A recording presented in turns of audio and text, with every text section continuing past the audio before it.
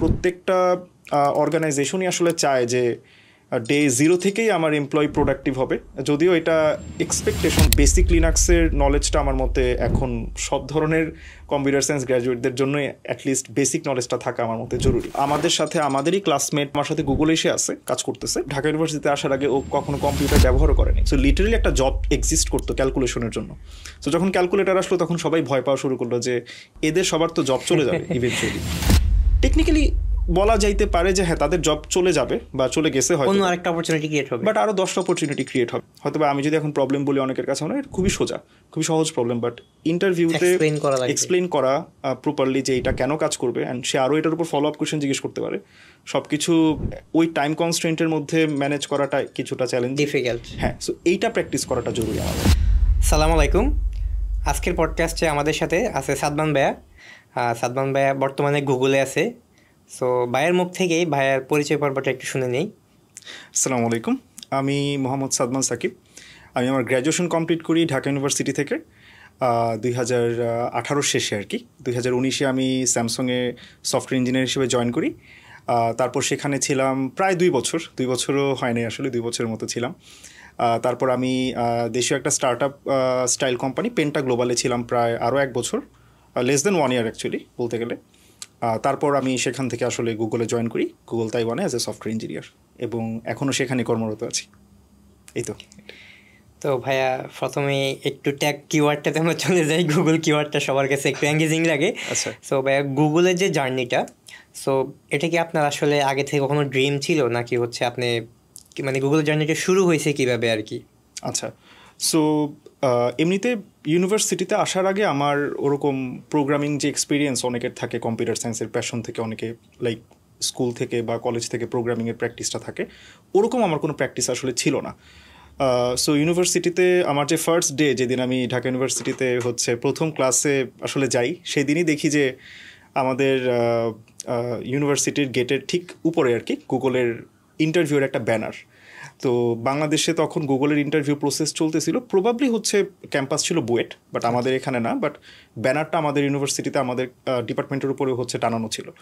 So সেটা প্রথম দেখার পর একটু আগ্রহ জন্মায় যে আচ্ছা, আমাদের ক্যাম্পাসেও যেহেতু এরকম অ্যাকচুয়ালি ব্যানার তো অ্যাটলিস্ট এক্সিস্ট করতেছে, আমরা দেখতেছি, তো আমাদের পক্ষেও কি যাওয়া আসলে সম্ভব কিনা। প্রথম দিন একটা ওরকম মানে লাভ এট ফার্স্ট সাইট টাইপের আর কি। তো এরপর থেকে একটু মানে ঘাটাঘাটি শুরু করি আর কি, যে আসলে আমরা যদি কখনো বিগ টেক কোম্পানিগুলোতে যদি আমরা চাকরি করতে চাই তো কী কী এক্সপার্টিস দরকার হয়। সো ফার্স্ট যে রিকোয়ারমেন্ট সেটাতে আমি আসলে ফেল করি, কারণ আমি প্রোগ্রামিং জানতাম না একেবারেই। তো ইউনিভার্সিটিতে ফার্স্ট সেমিস্টার থেকে আসলে শুরু হয় আমাদের সি প্রোগ্রামিংয়ের কোর্সটা।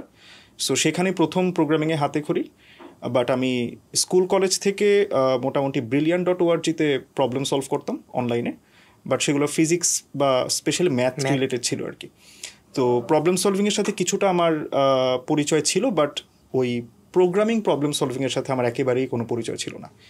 সো মোটামুটি বলা যায় সেকেন্ড ইয়ার থেকে আমি আসলে ফুল ফ্লেজড যেটা কম্পিটিটিভ প্রোগ্রামিং বা প্রবলেম সলভিং যেটাকে বলে সেটা করা শুরু করি। এর মাঝখানে প্রোগ্রামিংটাই শিখি first year, like basic hello world.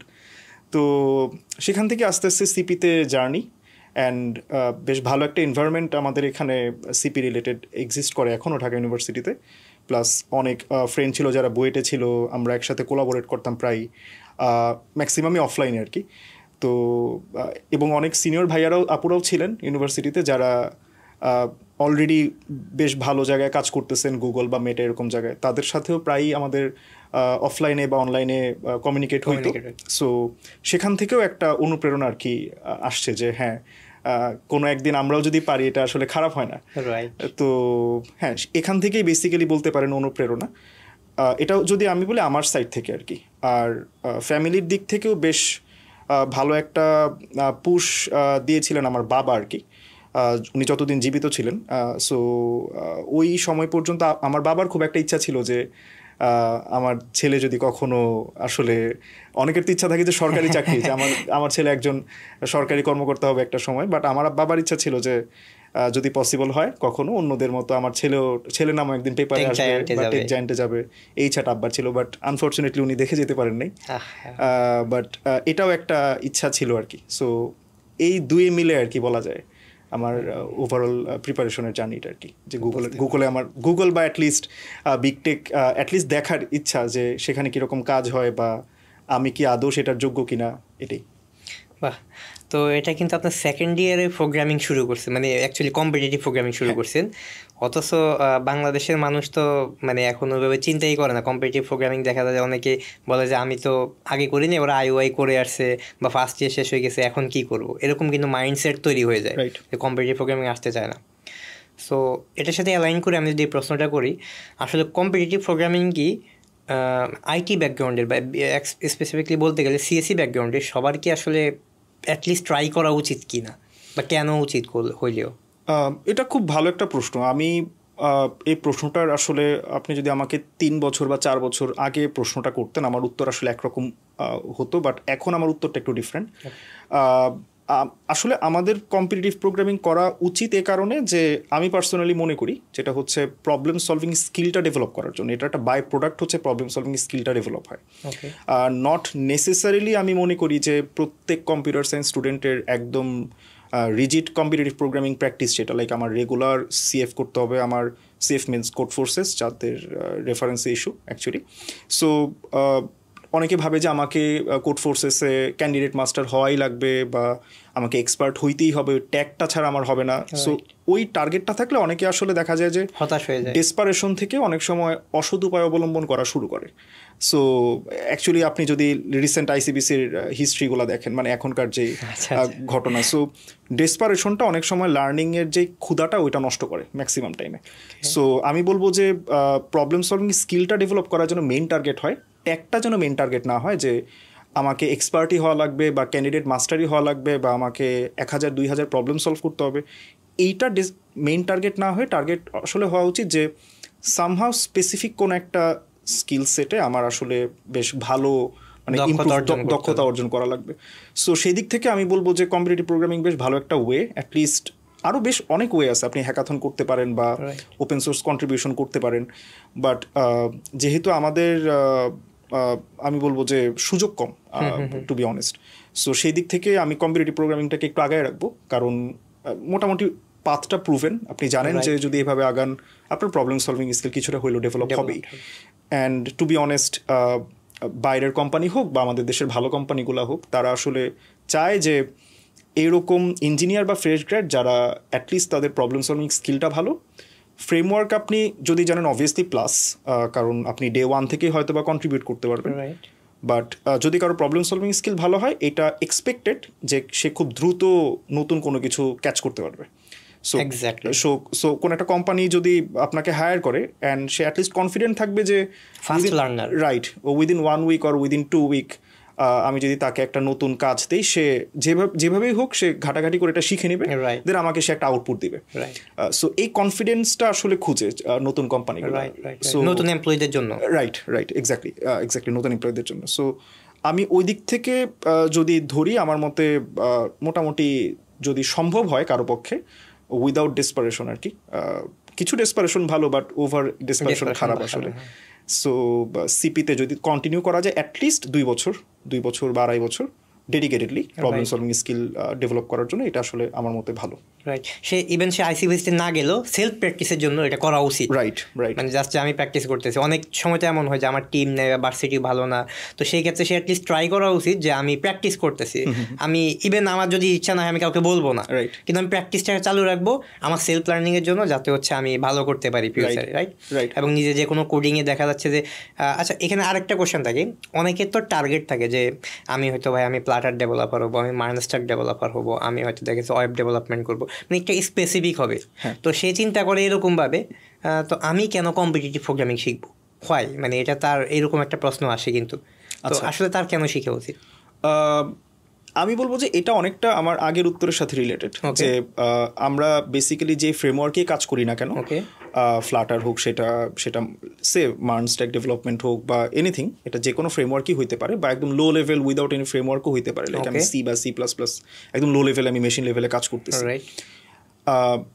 Deep down inside আমাকে আসলে প্রবলেমই সলভ করতে হয় বিভিন্ন প্রজেক্টে যখন আমি কাজ করতেছি।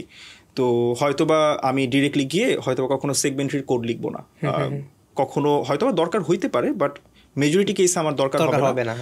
হয়তো বা আমার হাতে কলমে একদম এক্স্যাক্ট বাইনারি সার্চের কোড আমি কখনো লিখবো না, হয়তো বা জ্যামিতির কোনো একটা প্রবলেম আমি হুবহু যেভাবে সিপিতে করতাম হুবহু সেটা আমি হয়তো বা করবো না, বাট আমাকে হয়তো বা কোনো একটা এপিআই ডিজাইন করতে গেলে যদি আমি সেটাকে একটু অপটিমালি করতে চাই, ওই কনসেপ্টটা হয়তো বা আমার দরকার হইতে পারে। লাইক আপনি যদি ডেটাবেজের কথা বলেন, আমরা হয়তো বা দেখতেছি যে আমার একটা কলাম খুব ফ্রিকুয়েন্টলি এক্সেস হইতেছে, আমি বললাম যে আমি কোনো কিছু কনসিডার না করে আমি জাস্ট ওইটাকে ইন্ডেক্স করে দিলাম যে ওকে এই কলামটা ইন্ডেক্স। সো আমি জানি যে ইন্ডেক্সিং করলে মেবি ফার্স্ট এক্সেসটা ফাস্ট হবে, বাট আমি এটার সাইড ইফেক্টগুলো চিন্তা করলাম না যে ইন্ডেক্সিং কিন্তু রাইটকে অনেক স্লো করে। আমি যদি ডেটাবেজে রাইট করতে চাই ইন ফিউচার, সো রাইটটা অনেক স্লো হবে।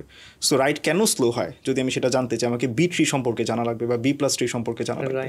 সো টেকনিক্যালি আমি ডেটা স্ট্রাকচারেই গেলাম আবার, বাট কনসেপ্টটা কিন্তু খুবই সিম্পল। হয়তো আপনি খুব বেসিক এপিআই ডিজাইনে আপনার এই জিনিসগুলো মাথায় রাখা লাগে। সো আপনি যদি কোনো একটা প্রবলেমের একদম রুট কজ অ্যানালাইসিস করে সেটার অপটিমাল সলিউশন বের করতে চান, আপনাকে গভীরে যাওয়াই লাগবে, এবং গভীরে দেখবেন যে ডেটা স্ট্রাকচার অ্যালগরিদমই হচ্ছে বেস। সো আপনি যেই ফ্রেমওয়ার্কে কাজ করেন না কেন এটা লাগবেই আপনার। সো এটা এইভাবে বলা হয় যে এটা আসলে ফ্রেমওয়ার্ক অ্যাগনোস্টিক অ্যাপ্রোচ, যে আপনি ডেটা স্ট্রাকচার অ্যালগরিদম বা প্রবলেম সলভিং মোটা দাগে বলতে গেলে কম্পিউটার সায়েন্সের যা বেসিক বলা যায় বা কোর্স সাবজেক্ট, সে এখানে আসলে অপারেটিং সিস্টেমও এক্সিস্ট করে, নেটওয়ার্কিংয়ের কিছু কনসেপ্টও এক্সিস্ট করে। সো এগুলোর সাথে যদি আমি basic discrete mathematics and data structure algorithm সম্পর্কে ভালো ধারণা রাখি, আমার মতে এটা একটা জেনারেল নলেজ হিসেবে কাজ করবে। আপনি এর উপর বেস করে যে কোনো ফ্রেমওয়ার্ক হোক বা কনসেপ্ট হোক আপনি খুব দ্রুত আসলে দখলে নিতে পারবেন। সো আমার মতে এটা ইম্পর্টেন্ট। এক্স্যাক্টলি, মানে কারণ অনেক সময় দেখা যাচ্ছে যে অনেকে প্লাটার শিখে বা বিভিন্ন রকমের এগুলো শিখে, আমি এক্সাম্পল প্লাটার বললাম আর কি।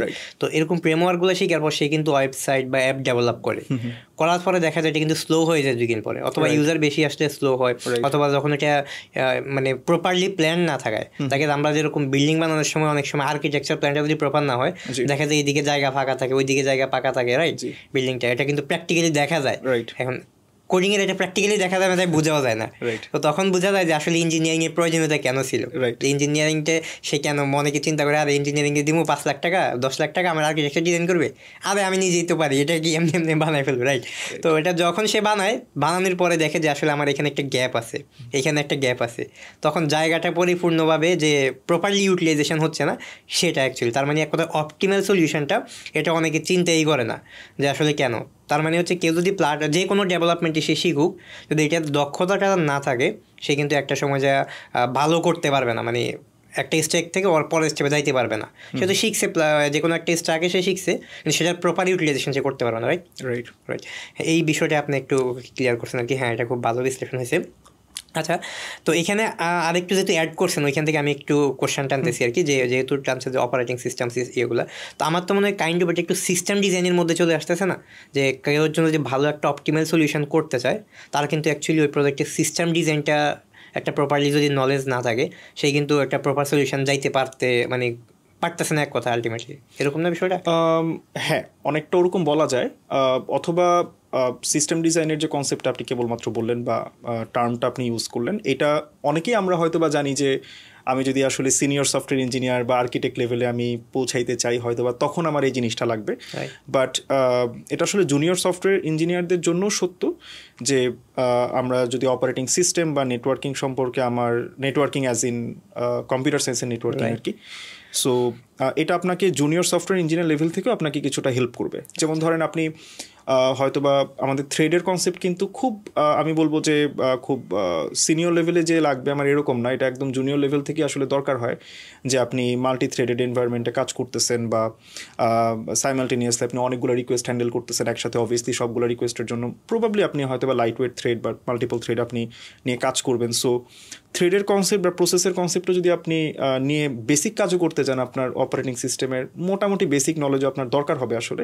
না হয় দেখা যাবে যে আমি হয়তো বা কিছু boiler plate code just call দিতেছি, দেন থ্রেড ম্যানেজমেন্ট একটা খুব ক্রিটিক্যাল কাজ আমার কাছে মনে হয় যদি একদম জুনিয়র সফটওয়্যার ইঞ্জিনিয়ার হয়, তার কাছে এটা ম্যাজিকের মতো মনে হয় যে নর্মালি তো আমরা যখন সি বা সি প্লাস প্লাসে আমরা আমাদের ভার্সিটিতে প্রজেক্টের কোডগুলো করি, তো মেজরিটি কেসে সেটা সিঙ্গেল ফ্লো থাকে, লাইক আপনি টপ ডাউন অ্যাপ্রোচে জাস্ট উপর থেকে নিচে লাইন বাই লাইন এক্সিকিউট হইতেছে। সো খুব বেশি ডাইমেনশনে আমাদের ভাবা লাগে না।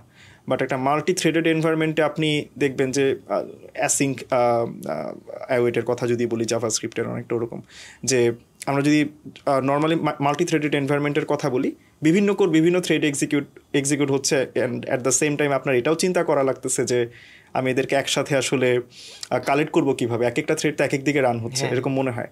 সো ওই কনসেপ্টগুলো যদি আমরা ভালো মতো বুঝতে চাই, বেসিক ওয়েসের নলেজটা আমাদের আসলে দরকার। And at the same time আমার মতে ডেভেলপমেন্টের ক্ষেত্রে অ্যাটলিস্ট বেসিক লিনাক্স এর নলেজটাও আমার কাছে খুবই হ্যান্ডি মনে হয়েছে শুরুর দিক থেকে, কারণ প্রত্যেকটা অর্গানাইজেশনই আসলে চায় যে ডে 0 থেকেই আমার এমপ্লয়ি প্রোডাক্টিভ হবে, যদিও এটা এক্সপেকটেশন তাদের, বাট আমাদেরও আসলে কিছুটা কাজ করা উচিত ওই দিকে যে আমিও ডে 0 বা ডে 1 থেকে প্রোডাক্টিভ হব। অ্যান্ড কোনো একটা অর্গানাইজেশন আসলে খুব একটা কমফোর্টেবলও ফিল করে না সবসময় যে আমার এই নতুন হায়ার্ড এমপ্লয়িকে আমি 0 থেকে 9 পর্যন্ত সব কিছুই আমি হাতে ধরে শেখাবো। সব অর্গানাইজেশনের সুযোগটা আসলে থাকে না।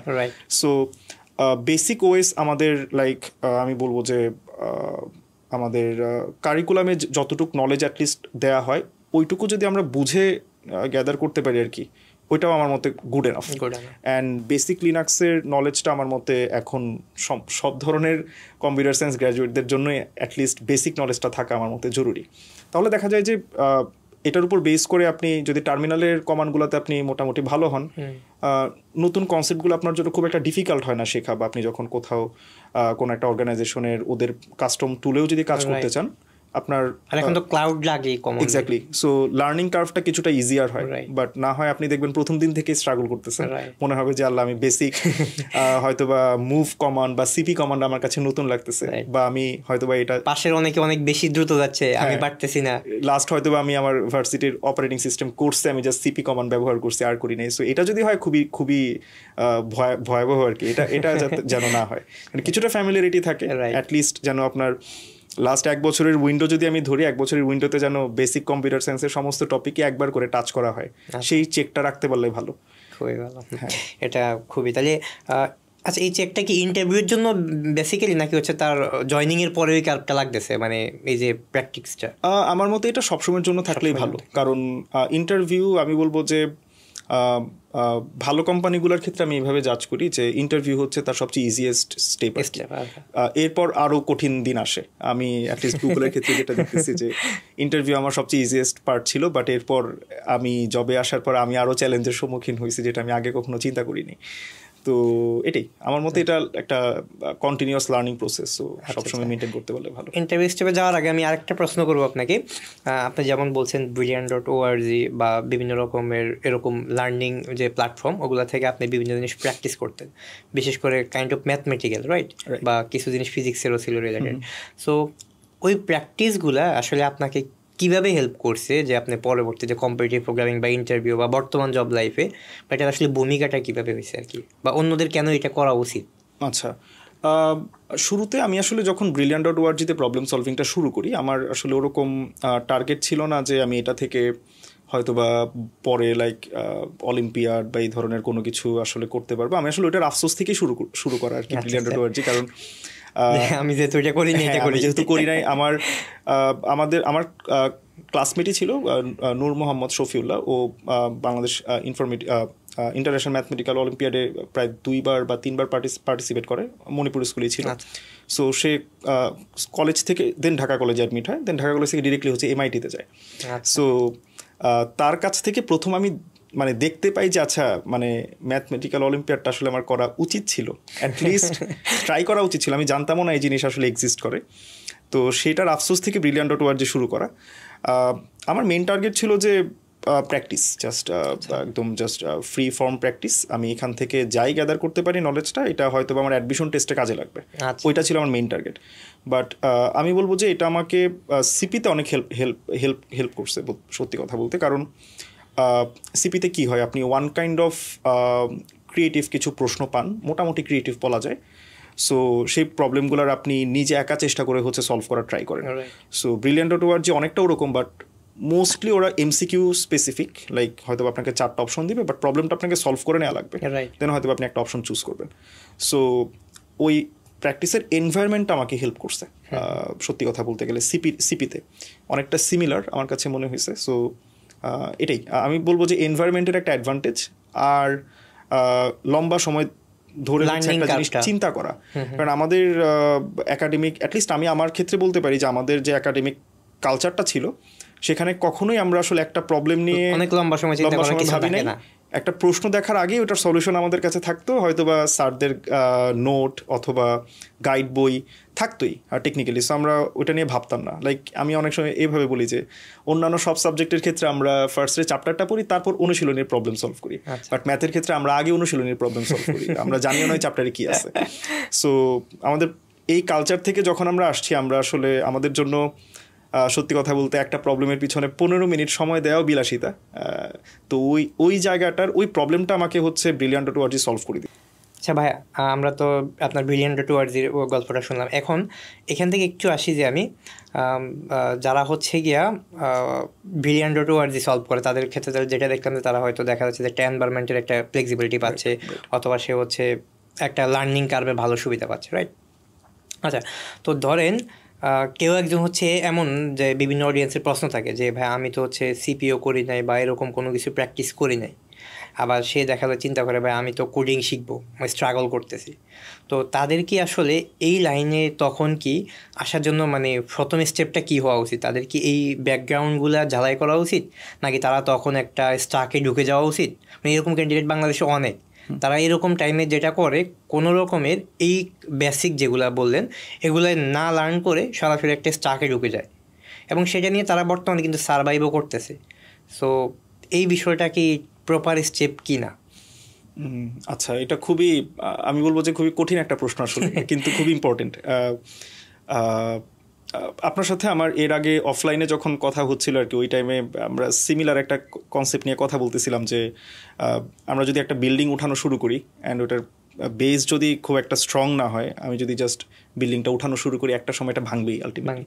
সো আমার মতে হ্যাঁ, এটা ট্রু যে হয়তোবা সবার সিমিলার ব্যাকগ্রাউন্ড থাকবে না, যে হয়তোবা আমার একটা কিছুটা অ্যাডভান্টেজ বলবো, খুব বেশি অ্যাডভান্টেজও না আসলে, বাট একটা এনভায়রনমেন্টাল অ্যাডভান্টেজ আমার ছিল যে Brilliant.org থেকে।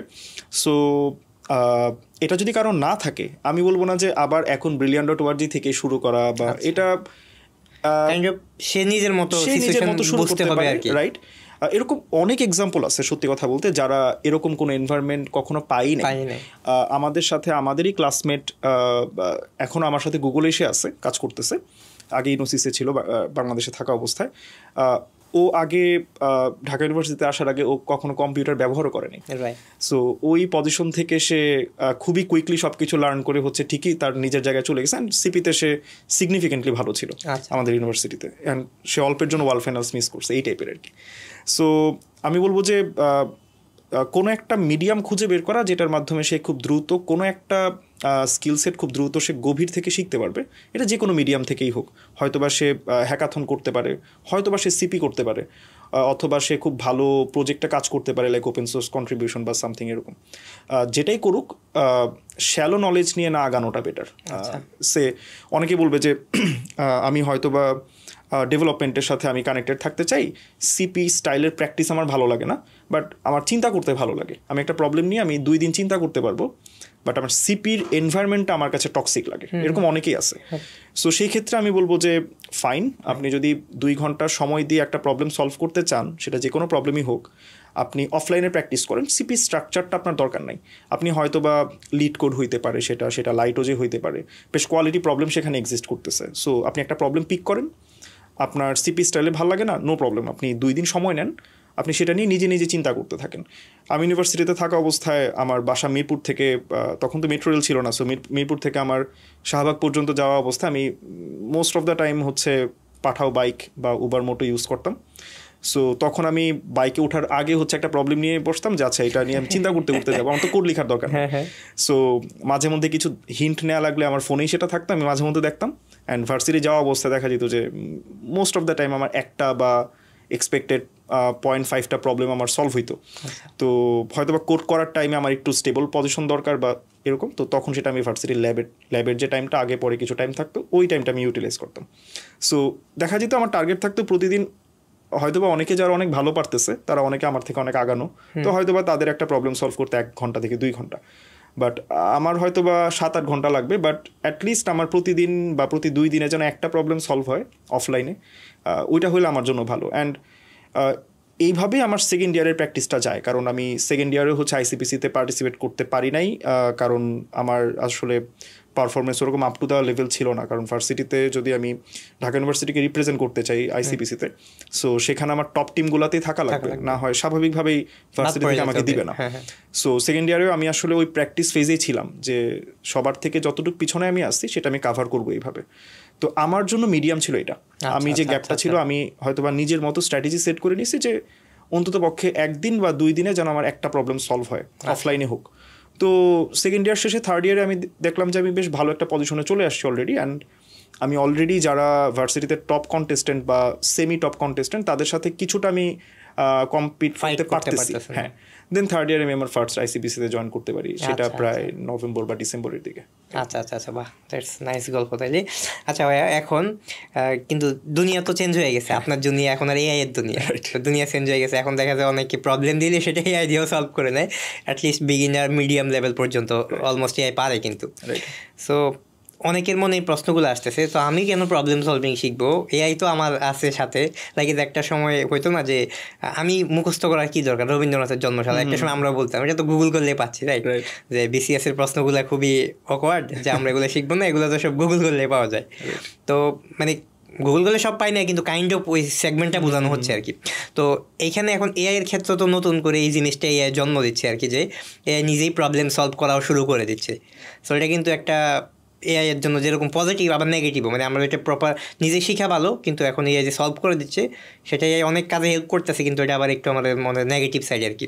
তো এই বিষয়টাকে আসলে অনেকে কি এই বিষয়টাকে আপনি কীভাবে দেখেন আর কি, যে এআই যে সলভ করে দিচ্ছে প্রবলেমগুলো, এটা কি আসলে যারা স্টুডেন্ট তাদের জন্য কি এটা কি পজিটিভলি দেখতেছেন, নাকি হচ্ছে তাদের আসলে এটা কি কীভাবে নেওয়া উচিত? আচ্ছা, এটাও একটা লং ডিবেট আসলে, এখনও অনেকে এটা নিয়ে অনেকভাবে ব্যাখ্যা করেন আর কি, যেহেতু এখনও আমরা কোনো একটা সলিড পজিশনে যাই নাই, সত্যি কথা বলতে এআই এখনও ম্যাচিউরড হয় নাই আমার মতে এটা। সো অনেক ধরনের অপিনিয়নই আসলে আসবে। সো আমি এটার ব্যাখ্যাটা আসলে আমার নিজের কাছে আমি এইভাবে দিই যে সিমিলার সিচুয়েশন কি আসলে লাইক আমাদের পৃথিবীতে আগে কখনো হয়েছে কিনা, বা আমরা কখনো এক্সপিরিয়েন্স করছি কিনা। খুব কাছেই কিন্তু এক্সাম্পল আছে, ধরেন ক্যালকুলেটর আবিষ্কার হওয়ার আগে আর ক্যালকুলেটর আবিষ্কার হওয়ার পর।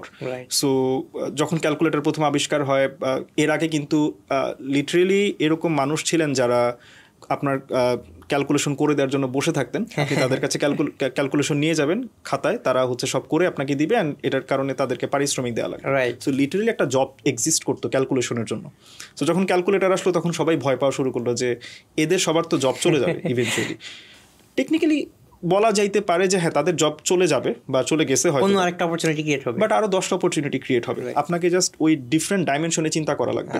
সো যখন জেনারেশনাল একটা এরকম রেভলিউশন আসলে আসে, আমরা ম্যাক্সিমাম টাইমে চিন্তা করি আমার লাইক জেনারেশনটা যদি চেঞ্জ হয়ে X+1 হয়, আমি এক্স জেনারেশনের পার্সপেক্টিভ থেকে চিন্তা করতে থাকি যে আমার তো এখন জব থাকবে না।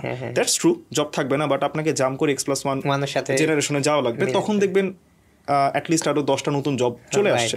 সো এটা একটা জেনারেল থিওরি আর কি। সো এটা এআই এর ক্ষেত্রেও সিমিলার ঘটনাই ঘটবে। হয়তোবা আমরা এখন কিভাবে চিন্তা করি, আপনি সিস্টেম ডিজাইনের একটা টার্ম বলছেন বেশ কয়েকটা প্রশ্ন আগে।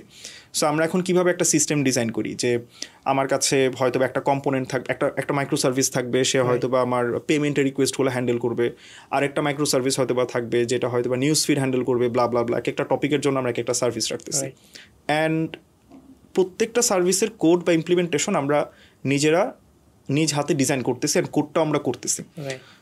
ওভারঅল আমি যদি ধরি একটা মোটামুটি মিডিয়াম লেভেলের সিস্টেম আমার একদম স্ক্র্যাচ থেকে ডিজাইন করে মার্কেটে আনতে আমার 2 বছরের মতো টাইম লাগবে, অ্যান্ড ইঞ্জিনিয়ার থাকবে 20 জন বা 30 জনের একটা টিম।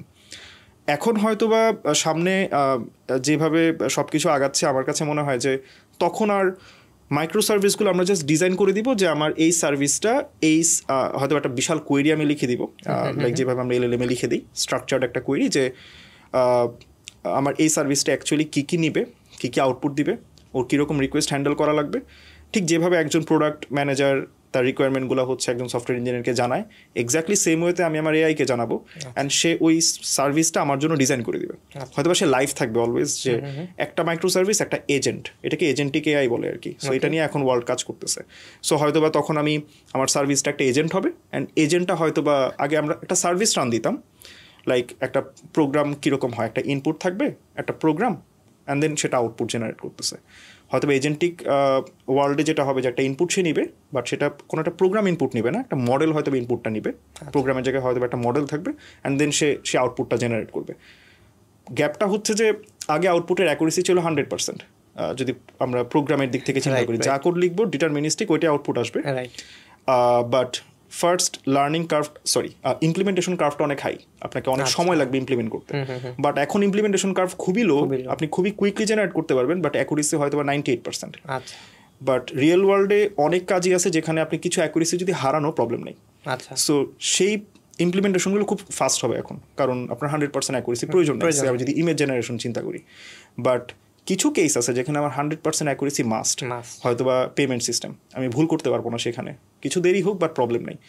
সেই পার্টগুলো হয়তো বা সামনে আরও ইমপ্রুভ হবে, হয়তো বা আমরা সেখানে কিছু হিউম্যান ইন্টারাকশন হয়তো বা হবে, বা কিছু ভেরিফিকেশন মেথড হয়তো বা থাকবে, যে 2% ফেল করতেছে, সেটা রিট্রাইয়ের মাধ্যমে আবার আমরা চেক করবো। সো এখন অ্যাটলিস্ট ইমপ্লিমেন্টেশনটা ফাস্ট হবে আগের থেকে অনেক, বাট আমি কোনোভাবেই দেখতেছি না যে ড্রাস্টিক্যালি অনেক সফটওয়্যার ইঞ্জিনিয়ার হচ্ছে জাস্ট ভ্যানিশ হয়ে যাবে, এইটার সম্ভাবনা অ্যাটলিস্ট আমি দেখতেছি না নিয়ার ফিউচারে। যেটা হয়তো বা হবে, যেটা আমার পার্সপেক্টিভ থেকে, যে সফটওয়্যার ডেভেলপমেন্টের যে প্রসেসটা আমরা এখন দেখতেছি, হয়তো বা সেই প্রসেসটা থাকবে, স্ট্রাকচারটা একটু ডিফারেন্ট হবে এবং আমাদের জন্য আরো ইজিয়ার হবে, বাট কোয়ালিটি চেক করা লাগবে, রাইট। বাট মানুষের কাজ আরো বাড়বে টেকনিক্যালি, কারণ আমরা এখনই এআইকে 100% ট্রাস্ট করতে হয়তো বা পারতেছি না, আমাদের ভেরিফাই করা লাগবে যে ও যা করতেছে সেটা কি আদৌ ঠিক কিনা, অ্যান্ড ওই ভেরিফিকেশন টুলও আমাকে বানাইতে হবে। সো ওদিক এখন আমাকে হয়তো ভেরিফিকেশন টুল লাগতেছে না, কারণ আমি খুব সিম্পল ইউনিট টেস্টিং বা হয়তো বা আমার কিছু ম্যানুয়াল টেস্টার থাকবে, সে খুব সিম্পলি ফিচারগুলো টেস্ট করে দিতেছে। হয়তো বা এআই টুলগুলোর ক্ষেত্রে আমার ভেরিফিকেশনটা একটু ডিফারেন্ট ওয়েতে করা লাগবে, ডিফারেন্ট একটা ওয়ার্ল্ড, হয়তো বা ডিফারেন্ট আরও জব। সো হয়তো বা একদিক থেকে কমলে আরও অন্যদিক থেকে বাড়া উচিত হবে। রাইট, আমি এটাকে ভয় পাই না আর কি এই মোমেন্টে, বাট সামনে কী হয় বলা যায় না। রাইট। আচ্ছা ভাইয়া, তো আপনি কি কারেন্টলি আপনাদের মানে সেগমেন্টে গুগলে এরকম রিলেটেড কোনো কাজ করা হয় কিনা বা আপনাদের টিমে, তাইলে এটা একটু শেয়ার করলে ভালো হয়, এরকম কোনো এক্সপিরিয়েন্স? নর্মালি আমি এখন Chrome OS on device machine learning টিমে কাজ করতেছি। টিমটা রিলেটিভলি নতুন, মানে এরা বলতে পারেন যে আমরা বেশ বুটস্ট্র্যাপ কিছু প্রজেক্ট নিয়ে ফার্স্টে কাজ করা শুরু করছি, সেগুলো এখনও মার্কেটে এখনও রিলিজ হয় নাই। আমরা এক্সপেক্ট করতেছি 2025-এর H1 ফার্স্ট হাফে আমাদের এটা রিলিজ হওয়ার। সো রিলিজ হওয়ার পর হয়তো বা খুব ডিটেলসে বলতে পারবো, বাট শর্টকাটে বলতে গেলে যে হ্যাঁ, আমরা এরকম এজেন্টিক এআই নিয়ে যে টার্মটা আমি কিছুক্ষণ আগে ব্যবহার করলাম, এই টাইপের বেশ কিছু প্রজেক্ট নিয়ে আমাদের বেশ কিছু সিবলিং টিমও কাজ করতেছে। অ্যান্ড এটা আসলে সব টেক জায়ান্টের ক্ষেত্রে ট্রু আমার কাছে এখন মনে হয়, যে 2025-এ তারা মোস্ট আসলে গুরুত্ব দিবে হচ্ছে এজেন্টিক এআই বা এই ধরনের জিনিসপত্রের, কারণ এটা খুব আমূল পরিবর্তন আনার বেশ ভালো একটা সুযোগ আছে। সো শর্টকাটে যদি বলি, হ্যাঁ এরকম কাজ হচ্ছে আসলে গুগলে বা বড় বড় জায়গায়। আমি আমার টিমের কথা যদি বলি, 2025-এর যেহেতু মাত্র 1 জানুয়ারি আজকে, সো এখনও অনেক প্ল্যানিং বাকি বা এখনও অনেক প্রজেক্ট নিয়ে বুটস্ট্র্যাপিং চলতেছে। সো ফাইনালাইজড এখনও কোনো কিছু না, বাট আমরা কিছুটা দিক নির্দেশনা পাই যে পুরো বছরটা আসলে কীভাবে যাবে বা কী ধরনের প্রজেক্টে কাজ হবে। অ্যান্ড এই ধরনের প্রজেক্টে আসলে আমাদের এখানে কাজ হওয়ার বেশ ভালো সম্ভাবনা আছে 2025-এ। আচ্ছা, এইখানে আমি একটু টিমের এক্সপিরিয়েন্সটা একটু শোনার জন্য, কারণ দেখা যাচ্ছে যে অনেক স্টার্ট আপ বাংলাদেশে নতুন করে তৈরি হয় বা অনেক অলরেডি ডেভেলপ কোম্পানিও আছে এস্টাবলিশড। তো দেখা যাচ্ছে টিম কালচারটা প্রপারলি স্ট্রাকচারলি গোছানো হয় না। হয়তো দেখা যাচ্ছে যে সফটওয়্যার ইঞ্জিনিয়ার নিজের মতো কাজ করে, অথবা টিমে কাজ করলে সে ভালো মতো লার্নিং কার বা প্রপার একটা স্ট্রাকচার থাকা উচিত। সো আপনি যে কাজ করছেন, আপনার এক্সপিরিয়েন্স থেকে একটু যদি শেয়ার করেন, যেটা বাংলাদেশি যারা নিজেরা স্টার্ট আপ করতে চায় তারা আসলে টিম বিল্ড আপে অ্যাটলিস্ট আইটি টিমটা ওই প্রপারলি বিল্ড আপ করতে পারে, এরকম কি আপনার এখানে স্ট্র্যাটেজি আছে আর কি, লিডারশিপ টাইপের বা টিম বিল্ড আপের আর কি? আচ্ছা, হালকা আমি যদি প্রশ্নটাকে একটু এভাবে সামারাইজ করি, যে হয়তো বা কালচারাল ডিফারেন্স আমাদের বাংলাদেশি কোম্পানি বা স্টার্ট আপ হোক বা ম্যাচিওর্ড কোম্পানি হোক, এবং আমি অ্যাটলিস্ট আমার ছোট্ট এক্সপিরিয়েন্স থেকে আমি যতটুকু দেখছি গুগলে, সো আমি যদি কিছুটা ডিফারেন্সিয়েট করার ট্রাই করি। সো ফার্স্ট অফ অল আমার কাছে যেটা মনে হয় যে আমাদের দেশীয় ইন্ডাস্ট্রি আসলে ইভলভ করতেছে, অনেক অনেক কিছুই চেঞ্জ হয়েছে অলরেডি, বাট সবচেয়ে আমি যেই বড় গ্যাপটা দেখি সেটা হচ্ছে যে অনেকেই এখনও প্রফেশনালিজমটা বা কমিউনিকেশনটা আসলে একজন সফটওয়্যার ইঞ্জিনিয়ারের সাথে আপনার টিমমেটের সাথে আপনি যেভাবে কমিউনিকেট করবেন প্রপারলি, ওই পার্টটাতে আমাদের এখনও বেশ কিছু গ্যাপ বা ল্যাকিংস আমরা এখন দেখতেছি আমাদের অ্যাটলিস্ট ইন্ডাস্ট্রিতে বাংলাদেশে।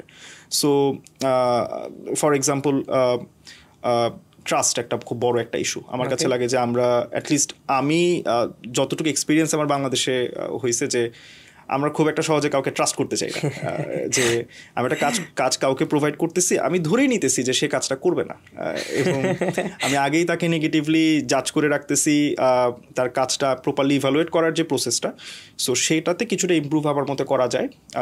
আমাদের এখানে যারা সিনিয়র ইঞ্জিনিয়ার আছেন তারা এখানে বেশ ভালো একটা রোল প্লে করতে পারেন, যে প্রপারলি, কারণ সব জুনিয়র ইঞ্জিনিয়ার যারা প্রথম ঢুকেন ফ্রেশ গ্র্যাড হিসেবে তারা স্বাভাবিকভাবেই সব কালচার সম্পর্কে জানবেন না, কারণ তারা একাডেমিক একটা ডিফারেন্ট কালচার থেকে আসছেন। সো তাদেরকে প্রপারলি কিভাবে আসলে একটা সফটওয়্যার ইঞ্জিনিয়ারিং কালচারের সাথে পরিচয় করানো যায় সেটার জন্য একটা ভালো গ্রুমিং সিস্টেম থাকা আমার মতে জরুরি, প্রত্যেকটা স্টার্ট আপ কোম্পানি বা সেটা ম্যাচিওর্ড কোম্পানি হোক। অ্যান্ড আরেকটা সুযোগ যদি দেওয়া হয় যে কাজ স্বাধীনভাবে পিক করার একটা সুযোগ, যে এটা হচ্ছে আমার কোম্পানি, এখানে এই টিমে কাজ হয়, তোমার এক্সপার্টিস হচ্ছে এরকম, যে কোনো টিম হয়তো বা আমি তোমাকে এখনই দেওয়ার জন্য অ্যাফোর্ড করতে পারবো না, বাট অ্যাটলিস্ট এই সাবসেটটা আমি তোমাকে দিলাম, তুমি এই সাবসেট থেকে কোনো একটা টিম পিক করো। সো এরকম অ্যাটলিস্ট ফ্লেক্সিবিলিটি থাকা উচিত, কারণ এরকম হয় অনেক সময় যে আপনি হয়তো ইন্টারভিউ দিতেছেন একটা টিমের জন্য, বাট আপনাকে অফার করা হলো কমপ্লিটলি ডিফারেন্ট একটা টিমে, বাট সেই টিমে আপনার কাজ করার আগ্রহ নেই।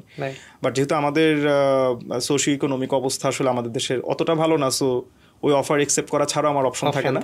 হয়তো আমার খুব ব্যাক এন্ড খুব ভালো লাগে, বাট আমি সেটা হয়তো বা আমার ফ্রন্ট এন্ড টাইপের কোনো একটা টিমে অফার আসলো, আমি কোনোটাকে ছোটো করি না, বাট পার্সোনাল প্রেফারেন্সেরও তো একটা ব্যাপার থাকে অনেক সময়। সো হয়তো বা ফ্রেশ গ্র্যাড যে তার প্রপার নলেজের অভাবে সে একটা হতাশায় চলে যায়, যে আমার তো ক্যারিয়ার শেষ, আমি তো এখন ফ্রন্ট এন্ড নিয়ে কাজ করব, বা যদি একটা মিসকনসেপশন, বাট স্টিল সে তো সেটা জানে না, তাকে তো সেটা জানানো দরকার। সো গ্রুমিংয়ের পার্টটা যদি ঠিকঠাক মতো হয় ইন জেনারেল, তাহলে বাকি রাস্তাটা আমার কাছে মনে হয় যে একজন সফটওয়্যার ইঞ্জিনিয়ার, সে জুনিয়র হোক বা সিনিয়র হোক, সে অটোমেটিক্যালি শিখেই যায় যে আমার আসলে ইন ফিউচার কী করা লাগবে। কারণ যদি আমি আমার ট্রানজিশনের কথা চিন্তা করি, আমি কিন্তু আলাদাভাবে কোনো গ্রুমিং পাই নাই, যে বাংলাদেশ থেকে গেলাম নতুন একটা দেশে গেলাম, সো সেখানকার work culture entirely different, so সেটার তো আমি কোনো গ্রুমিং পাইনি। তো আমি তাহলে কীভাবে ওই কালচারটা কিছুটা হইলেও শিখতে পারছি বা জানতে পারছি প্রসেসের মধ্যে থেকেই। সো তাকে প্রসেসের মধ্যে ছেড়ে দেন, যদি প্রসেস থাকে আর কি, প্রসেসের মধ্যে ছেড়ে দেন অ্যান্ড তাকে প্রপারলি একটু গ্রুম করার ট্রাই করেন, বাট প্রপারলি না করলেও হবে, হয়তো বা তাকে জাস্ট একটা ধারণাটা দেন, সে অটোমেটিক্যালি সে নিজেই শিখে যাবে কী করা দরকার। সো আমার কাছে লাগে যে কমিউনিকেশন অ্যান্ড ট্রাস্ট, রেসপেক্ট ইঞ্জিনিয়ারদের প্রতি, সবার টাইমের রেসপেক্ট, এইটা আমি প্রপারলি যেটা আমি ফিল করছি যে রেসপেক্টের দিক থেকে লাইক টাইম ওয়ার্ক লাইফ ব্যালেন্সের একটা ব্যাপার থাকে। আমি অবশ্যই আমার কোনো টিম মেম্বার যদি রাত 11টায় অনলাইনেও থাকে, আমি দেখতেছি সে ফেসবুকে মিম শেয়ার করতেছে, বাট স্টিল তাকে আমার উচিত না কোনো একটা কাজ দিয়ে নক করা, কারণ সে হয়তো বা তার কোয়ালিটি টাইম স্পেন্ড করতেছে। সো এই বিষয়গুলো নিয়ে হচ্ছে আমার কাছে মনে হয় যে আমাদের আরেকটু সচেতন হওয়া দরকার। রাত 3-4 বাজে কল দেওয়া বা কাজ নিয়ে, বা সকাল আমার যদি ডে শুরু হয় 9টায় বা 10টায়, আমি এক্সপেক্ট করবো না সকাল 8টায় কেউ আমাকে ফোন দিয়ে উঠাবে, আমার হয়তো বা আমার ফ্যামিলি মেম্বারকে আমি টাইম দিতেছি, সো এটা মেক সেন্স করে না। So respect, trust, proper work life balance, grooming, এই বিষয়গুলোতে খেয়াল রাখতে পারলে আমার কাছে মনে হয় যে আমরা কম্পিউটার সায়েন্সের ব্যাকগ্রাউন্ডের বা এই লাইনের যারা আছে তারা এনাফ ইন্টেলিজেন্ট, বাকিটা সে ধরে নিতে পারবে কী করা লাগবে। আচ্ছা ভাইয়া, আমরা এখন একটু আপনার ইন্টারভিউ স্টেপে আসি, গুগলের ইন্টারভিউ, যে এই স্টেপটা অনেকে হয়তো জানার থাকে, কিন্তু এটা আসলে ভালোভাবে হয়তো কোথাও অনেক জায়গায় মানে ফুটিয়ে তোলা যায় না। তো এখানে যদি একটু স্টেপগুলো যদি বলেন যে আপনার গুগলের ইন্টারভিউর জন্য যে কতগুলো স্টেপ হয় এবং কোন স্টেপে কী কী হয়, আর পরবর্তীতে যে একটা এক্সপ্লোর করেন কোশ্চেনটা বড় হয়ে যায় আর কি, আপনার প্রস্তুতি এখানে আপনি কী ধরনের প্রস্তুতি নেওয়া উচিত একজন ক্যান্ডিডেটের, এগুলো যদি একটু ব্রিফ করেন। ওকে, মোটামুটি খুব জেনেরিক প্রসেস গুগলের ইন্টারভিউ স্টেপে। লাইক আপনি যদি সিনিয়র কোনো রোলে অ্যাপ্লাই করেন, আপনার অ্যাডিশনাল একটা রাউন্ড থাকে, সেটা হচ্ছে সিস্টেম ডিজাইন। বাট আমি যেহেতু সিনিয়র রোলে অ্যাপ্লাই করি নাই, সো আমার ক্ষেত্রে সিস্টেম ডিজাইন রাউন্ডটা ছিল না। এটা বাদে হচ্ছে প্রথমে একটা রাউন্ড হয় যদি আপনি লাইক আপনার সিভিটা ফার্স্টে সাবমিট করা লাগে গুগল ক্যারিয়ার সাইটে, অথবা আপনার যদি রেফারেল থাকে গুগলের কোনো ইন্টারনাল এমপ্লয়ি বা আপনার কোনো রিক্রুটার যদি আপনাকে রিচ করে লিঙ্কডইনের মাধ্যমে, যেটা আমার ক্ষেত্রে হয়েছিল আর কি। সো সে আপনাকে অ্যাপ্লাই করে লিঙ্কই দিয়ে দিবে ডিরেক্টলি ফার্স্ট একটা, সেটা তার রেফারেল থাকে। তো লিঙ্কডইনে রেফারেল পাওয়ার জন্য কোনো স্ট্র্যাটেজি আছে কিনা, অনেকে এই জিনিসটা জানতে চায়। আমার ক্ষেত্রে আমি বলবো যে আমি আলাদাভাবে যে রিক্রুটার আমাকে রিচ করছেন, আমি তার সাথে আলাদাভাবে কন্ট্যাক্ট করি নাই আগে। তার সাথে আমার আগে লিঙ্কডইনে কি অ্যাড ছিল আমার খেয়াল নাই ঠিক, প্রবাবলি অ্যাড ছিলেন না উনি। সো আমার কিছু ফ্রেন্ড তার মাধ্যমে আসলে অ্যাপ্লাই করেন, সো হয়তো বা মিউচুয়াল কানেকশনের মাধ্যমে উনি আমার প্রোফাইল সম্পর্কে জানতে পারেন। অ্যান্ড আমার অ্যাটলিস্ট আমার প্রোফাইলটা রেডি ছিল লিঙ্কডইনে, সিভি আপলোডেড ছিল, আমার রিসেন্ট প্রজেক্ট বা আমার অ্যাকমপ্লিশমেন্ট, অ্যাওয়ার্ডস, অ্যাকাডেমিক হিস্ট্রি সব কিছুই আমার আপ টু ডেট ছিল। অ্যান্ড খুব বেশি অ্যাক্টিভ ছিলাম না সেখানে, বাট মোটামুটি আমার গুছানো প্রোফাইল ছিল আর কি। সো মেবি অফলাইনে সে সেটা চেক করছেন, অ্যান্ড হয়তো বা ভালো লাগার পর তিনি রিচ আউট করছেন। দেন তিনি একটা কাস্টমাইজড লিঙ্ক দিবেন আপনাকে অ্যাপ্লাই করার জন্য জব সাইটের। দেন হয়তো বা কিছু কমিউনিকেশন হবে আর কি। তো আপনি সেখানে অ্যাপ্লাই করার পর ফর্মাল প্রসেসটা শুরু হয়। সো ফার্স্ট স্টেপে যেটা হয় যে আপনার একটা রিক্রুটার স্ক্রিনিং রাউন্ড হয়।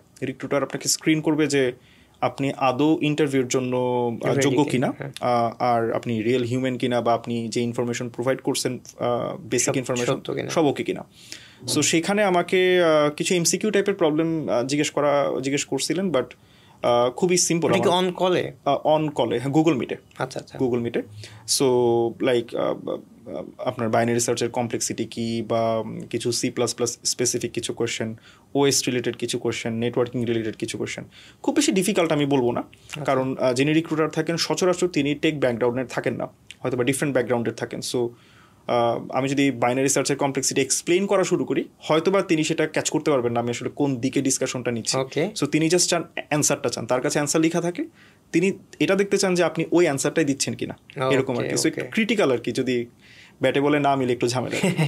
সো মেজরিটি টাইমে তাদের হচ্ছে ট্রেনিং থাকে, সো কিছুটা তারা বুঝতে পারেন কোন দিকে ডিসকাশন যায় আর কি। সো খুবই কুইক রাউন্ড, আমার মতে মনে হয় 10-15 মিনিটের একটা রাউন্ড। ওইখানে কি কোডিং কোনো করতে দেয়? না, জাস্ট হচ্ছে মৌখিক, জাস্ট কিছু ভার্বাল কোশ্চেন আর কি। আর ব্যাকগ্রাউন্ড চেকটা করে যতটুকু ইনফর্মালি করা যায় আর কি। তো আমার আগের প্রজেক্ট সম্পর্কে কিছু জিজ্ঞেস করেন, যে আমি আগে কোথায় কাজ করতাম, এই রোলটাতে কি আমি ইন্টারেস্টেড কিনা, আমার এখনকার প্র্যাকটিসের কি অবস্থা ইন্টারভিউর। কারণ আমি যদি তার পার্সপেক্টিভ থেকে চিন্তা করি, আমার সাথে সে টাইমটা স্পেন্ড করতেছে, অ্যান্ড যদি আমি প্রপারলি প্র্যাকটিস না করি ইন্টারভিউর জন্য, তার বেসিক্যালি আমার সাথে যে কথা হইতেছে সেটা কমপ্লিটলি লস্ট। এটা আসলে মেক সেন্স করে না কোনোভাবে। সো সে চায় যে এটা মেক শিওর করতে যে আমি প্রপার ক্যান্ডিডেট, আসলে আমি প্রিপারেশন নিচ্ছি। সো সে জানতে চায় আমি আসলে লিড করে কীরকম প্রবলেম সলভ করছি। তো পরে যখন নাম্বার বললাম, তো পরে বলতেছে হ্যাঁ গুড এনাফ, তো তুমি আরেকটু ট্রাই করো, আরও কিছু উইকলি কন্টেস্টে পার্টিসিপেট করো, অ্যান্ড ট্রাই করো যে এতগুলো প্রবলেম যদি সলভ করতে পারো ভালো, বাট না করতে পারলে প্রবলেম নেই, এটা কোনো হার্ড লিমিট না, জাস্ট এটা আমার রিকমেন্ডেশন আর কি। দেন তারপর হচ্ছে আমি প্রায় 1 বছরের জন্য ঘোস্টেড হয়ে গেছিলাম। লাইক আমি প্রায় প্রতিদিন তাকে মেল দিয়ে যেতাম, কোনো রেসপন্স নাই। 2020-এর কথা মেবি এটা, আমি প্রায় 1 বছর ঘোস্টেড, লিটারেলি 1 বছর পর সে আবার আমাকে রিচ করে, যে এইচআর রিচ করে না, যে ইন্টারভিউ নিছে রিক্রুটার, এইচআর বলতে পারেন আর কি। সো রিক্রুটার আমাকে আবার রিচ করেন, আমি লাইক 1 বছরে প্রায় 50-60টার উপর মেল দিয়ে দিছি, কোনো রেসপন্স নাই। হতাশ হয়ে গেছেন? সো আমি তো কমপ্লিটলি হতাশ যে সবাই সবকিছু হচ্ছে, আমি আটকে আছি এখনো। তো পরে হচ্ছে জানায় যে রোল ছিল না মাঝে আর কি অ্যাপ্লাই করার মতো, সব অকুপাইড হয়ে গেছিল। সো এখন আবার ওপেনিং আসছে, তুমি কি ইন্টারেস্টেড কিনা। সো জানানোর পরপর আমাকে হচ্ছে ফার্স্ট যে মানে ফোন কল, যেটা ফোন রাউন্ড বলি আর কি আমরা, 45 মিনিটসের। সো সে রাউন্ডের ইনভাইটেশন দেয়। আমি প্রায় 3 সপ্তাহের মতো টাইম পাই প্রিপারেশনের। সো তারপর ওই রাউন্ডে যেটা হয় যে আপনার 45 মিনিটসের একটা রাউন্ড গুগল মিটে, একজন ইঞ্জিনিয়ার থাকবে যে অলরেডি গুগলে কাজ করতেছে, অ্যান্ড আপনি সেটাতে থাকবেন এই 2 জন। আপনাকে 2টা বা 3টা প্রবলেম হচ্ছে জিজ্ঞেস করা হয় 45 মিনিটসে। সো অনেক সময় এরকম হয় যে একটা হার্ড প্রবলেম, আমি যদি লিড কোড স্টাইলে চিন্তা করি, হয়তো একটা লিড কোড হার্ড, একটা লিড কোড মিডিয়াম টাইপের, অথবা 2টা বা 3টা লিড কোড মিডিয়াম টাইপের। ফলো আপ কোশ্চেন থেকে এটা ডিপেন্ড করে যে আপনাকে কয়টা প্রশ্ন জিজ্ঞেস করবে। সো পুরোটাই 45 মিনিট। আমি বলবো যে কোডিংয়ের জন্য আপনি 35 to 40 মিনিটস হয়তো বা পাবেন, বাকি 5 মিনিটস হয়তো বা ফিডব্যাক, আপনার পরিচয় বা এরকম। তো এই আর কি। সো এরকম ফোন রাউন্ড হচ্ছে আমার। ওই রাউন্ডে কি কোশ্চেনের মানে এটা কতটুকু, যদি এটাকে আপনি সিপি রেঞ্জে চিন্তা করেন, এটা কি বিগিনার লেভেল, ইন্টারমিডিয়েট, নাকি লাইক যে কোনো যে ধরেন কোড প্রসেসে স্পেশালিস্ট, তার জন্য কি এটা পারার পসিবিলিটি কেমন, বা এক্সপার্ট কিরকম লেভেল হলে পারা উচিত মনে করেন? আমার কাছে মনে হয় যে প্রবলেমের ডিফিকাল্টি খুব একটা হাই না। আমি বলবো যে কোড ফোর্সেসের রেটিং অনুযায়ী হয়তো বা 1400, 1300 বা 1500 স্পেশালিস্ট টাইপেরই হয়তো বা প্রবলেম হবে, বাট প্রবলেম খুব একটা ডিফিকাল্ট আমার কাছে মনে হয় নাই। বাট এখানে আরও বেশ কিছু প্যারামিটার আছে, যেই প্যারামিটারগুলোতে আসলে আমরা যখন সিপি করি আমরা ওই প্যারামিটারগুলো চিন্তাই করি না, যেগুলো আসলে ইন্টারভিউতে চিন্তা করা লাগে। লাইক সিপির ক্ষেত্রে আমি কখনোই চিন্তা করবো না আমার ভ্যারিয়েবল আমি কিভাবে ডিফাইন করতেছি, like int a equals to b, b equals to c, c equals to d, যা খুশি দেই, এটা ম্যাটার করে না, কোড রান হইলেই ফাইন। বাট ইন্টারভিউতে এটা কখনোই এটা অ্যালাউড না। আপনাকে কোড কনসাইজ রাখা লাগবে, কোডটা যেন প্রপারলি রিডেবল হয়। তাদেরকে নিজস্ব কম্পাইলার দিয়ে দেবে না, অ্যাকচুয়ালি আপনাকে ওয়ান কাইন্ড অফ গুগল ডকে হচ্ছে কোড, গুগল ডকে। হ্যাঁ, সো আপনি কিন্তু বোঝা যাবে না কোনো সিনট্যাক্স মিস্টেক হলে। হ্যাঁ, বাট এটা কিছুটা ওরা টলারেট করে যে যদি এরকম কোড হওয়া লাগবে না যে কোড, যদি আপনার কোড যা লিখছেন সেটা একদম রান হইতেই হবে এরকম কোনো ম্যান্ডেটরি শর্ত নাই। বাট লজিকটা ঠিকঠাক কিনা, বাট সুডো কোডে লেখা যাবে না। আপনার ট্রাই করা লাগবে যে কোডটা যেন একবারে রান করার মতো হয়, ওরকমভাবে কোড লেখা লাগবে। বাট যদি কিছু ধরেন আপনি সেমিকোলন মিস করছেন বা একটা স্পেলিং মিস্টেক হইলো, সেটা আসলে প্রবলেম না, সেটা খুব একটা ওরা জাজ করে না। তো হ্যাঁ, তো ডিফিকাল্টি খুব একটা বেশি না। বাট আমি যেটা আসলে সবাইকে সাজেস্ট করি যে ক্লিন কোড লেখা এটা খুবই খুবই জরুরি। আমরা অনেক সময় ভ্যারিয়েবলে লেখার ক্ষেত্রে just int x equals to 0 লিখে দিতেছি, বাট এক্স এর অবভিয়াসলি একটা রোল আছে, সো ওই রোলটা আমাকে প্রপারলি জেনে তারপর লেখা লাগবে। আমি একটা ফাংশন ডিক্লেয়ার করতেছি, ফাংশনে আমি নাম ইচ্ছা মতো 5টা-6টা প্যারামিটার দিয়ে দিতেছি, এটা রিড করাটা 3টার বেশি প্যারামিটার হইলেই আসলে সেটা রিড করা ডিফিকাল্ট হয়ে যায়। সো যদি মাল্টিপল প্যারামিটার হয় আমাকে জানা লাগবে যে সামহাও তাকে আমি একটা অবজেক্টে নিয়ে দেন পাস করতে পারি কিনা, লাইক ইনপুট প্যারামিটার্স বা আউটপুট প্যারামিটার্স বা সামথিং এরকম। সো এই প্র্যাকটিসগুলো ধরে রাখা, স্টাইলিং ঠিক রাখা কোড করার টাইমে, কোনো রকম কম্পাইল মানে লাইক আইডির হেল্প না নিয়ে এই প্র্যাকটিসটা সামহাও করা যায় কিনা। কিছুটা সিনিয়র লেভেলে গেলে যেটা দরকার হয় যে আপনার কোডটা ইউনিট টেস্টেবল কিনা। আমি একটা কোড লিখলাম যেটা কোনোভাবেই ইউনিট টেস্ট আমি করতে পারবো না, এটাও প্র্যাকটিস থেকে আসে। সো ওরা এটাও আসলে টেস্ট করে যে আপনার কোডটা কি আদৌ ইউনিট টেস্টেবল হইতেছে কিনা। অ্যান্ড আরেকটা জিনিস দরকার হয় সিপিতে, যখন আমি প্রবলেম সলভ করতেছি ম্যাক্সিমাম টাইমে আমার লজিকটা অন প্রিমাইস কাউকে এক্সপ্লেইন করার দরকার হয় না যে আমার এটা কিভাবে কাজ করতেছে। আমার গাট ফিলিং যদি বলে যে এটা অ্যাকসেপ্টেড হবে, আমি কোড করে সাবমিট করে দিই। সাবমিট করার পরে চেক করি যে কি হবে না হবে। ইন্টারভিউতে এটা করা যায় না। আপনাকে আগে একটা এরকম লজিকে আসতে হবে যে এই কোড কাজ করবে, ইন্টারভিউয়ার যদি গ্রিন সিগন্যাল দেয় দেন আপনি কোড করতে পারবেন, এর আগে কোড করতে পারবেন না। যত এরকম যদি হয় যে আপনার গাট ফিলিং বলতে সেটা কারেক্ট অ্যান্ড অ্যাকচুয়ালি এটা কারেক্ট, বাট আপনি কোনোভাবেই সেটা তাকে বুঝাইতে পারতেছেন না যে এটা কেন কারেক্ট, তাহলে লাভ নেই। হ্যাঁ, সো এই প্যারামিটারগুলো হচ্ছে ইজি প্রবলেমগুলোকে কিছুটা হার্ড বানায় দেয়, সত্যি কথা বলতে। সো আমরা যখন আসলে জাজ করি যে হয়তোবা জাস্ট প্রবলেমটা আমি শুনলাম, হয়তোবা আমি যদি এখন প্রবলেম বলি অনেকের কাছে মনে হয় খুবই সোজা, খুবই সহজ প্রবলেম, বাট ইন্টারভিউতে এক্সপ্লেইন করা প্রপারলি যে এটা কেন কাজ করবে, অ্যান্ড সে আরও এটার উপর ফলো আপ কোয়েশ্চেন জিজ্ঞেস করতে পারে, সব কিছু ওই টাইম কনস্ট্রেন্টের মধ্যে ম্যানেজ করাটা কিছুটা চ্যালেঞ্জ, ডিফিকাল্ট। হ্যাঁ, সো এইটা প্র্যাকটিস করাটা জরুরি আমার মতে, অ্যান্ড এটা সিএফ থেকে সিগনিফিকেন্টলি ডিফারেন্ট আমার কাছে মনে হয়। এইখানে আরেকটা কোশ্চেন, এটা এই ট্রেন্ডটা কি এখনও অ্যাভেলেবেল আছে? মানে এইভাবে কি টেক জায়ান্টরা এখনও ইন্টারভিউগুলো নেয়, নাকি হচ্ছে এখনও আইডিতে সাবমিট করা ওইভাবে ট্রাই করে মানে নেয় আর কি ক্যান্ডিডেট? অ্যাটলিস্ট গুগলের ক্ষেত্রে এখনও এভাবেই ইন্টারভিউ প্রসেসটা হয়। অ্যামাজনের ক্ষেত্রে আমি যতটুকু জানি যে তারা ফার্স্ট একটা অনলাইন অ্যাসেসমেন্ট নেয়, ওয়ে বলে আর কি সংক্ষেপে, অ্যামাজন ওয়ে।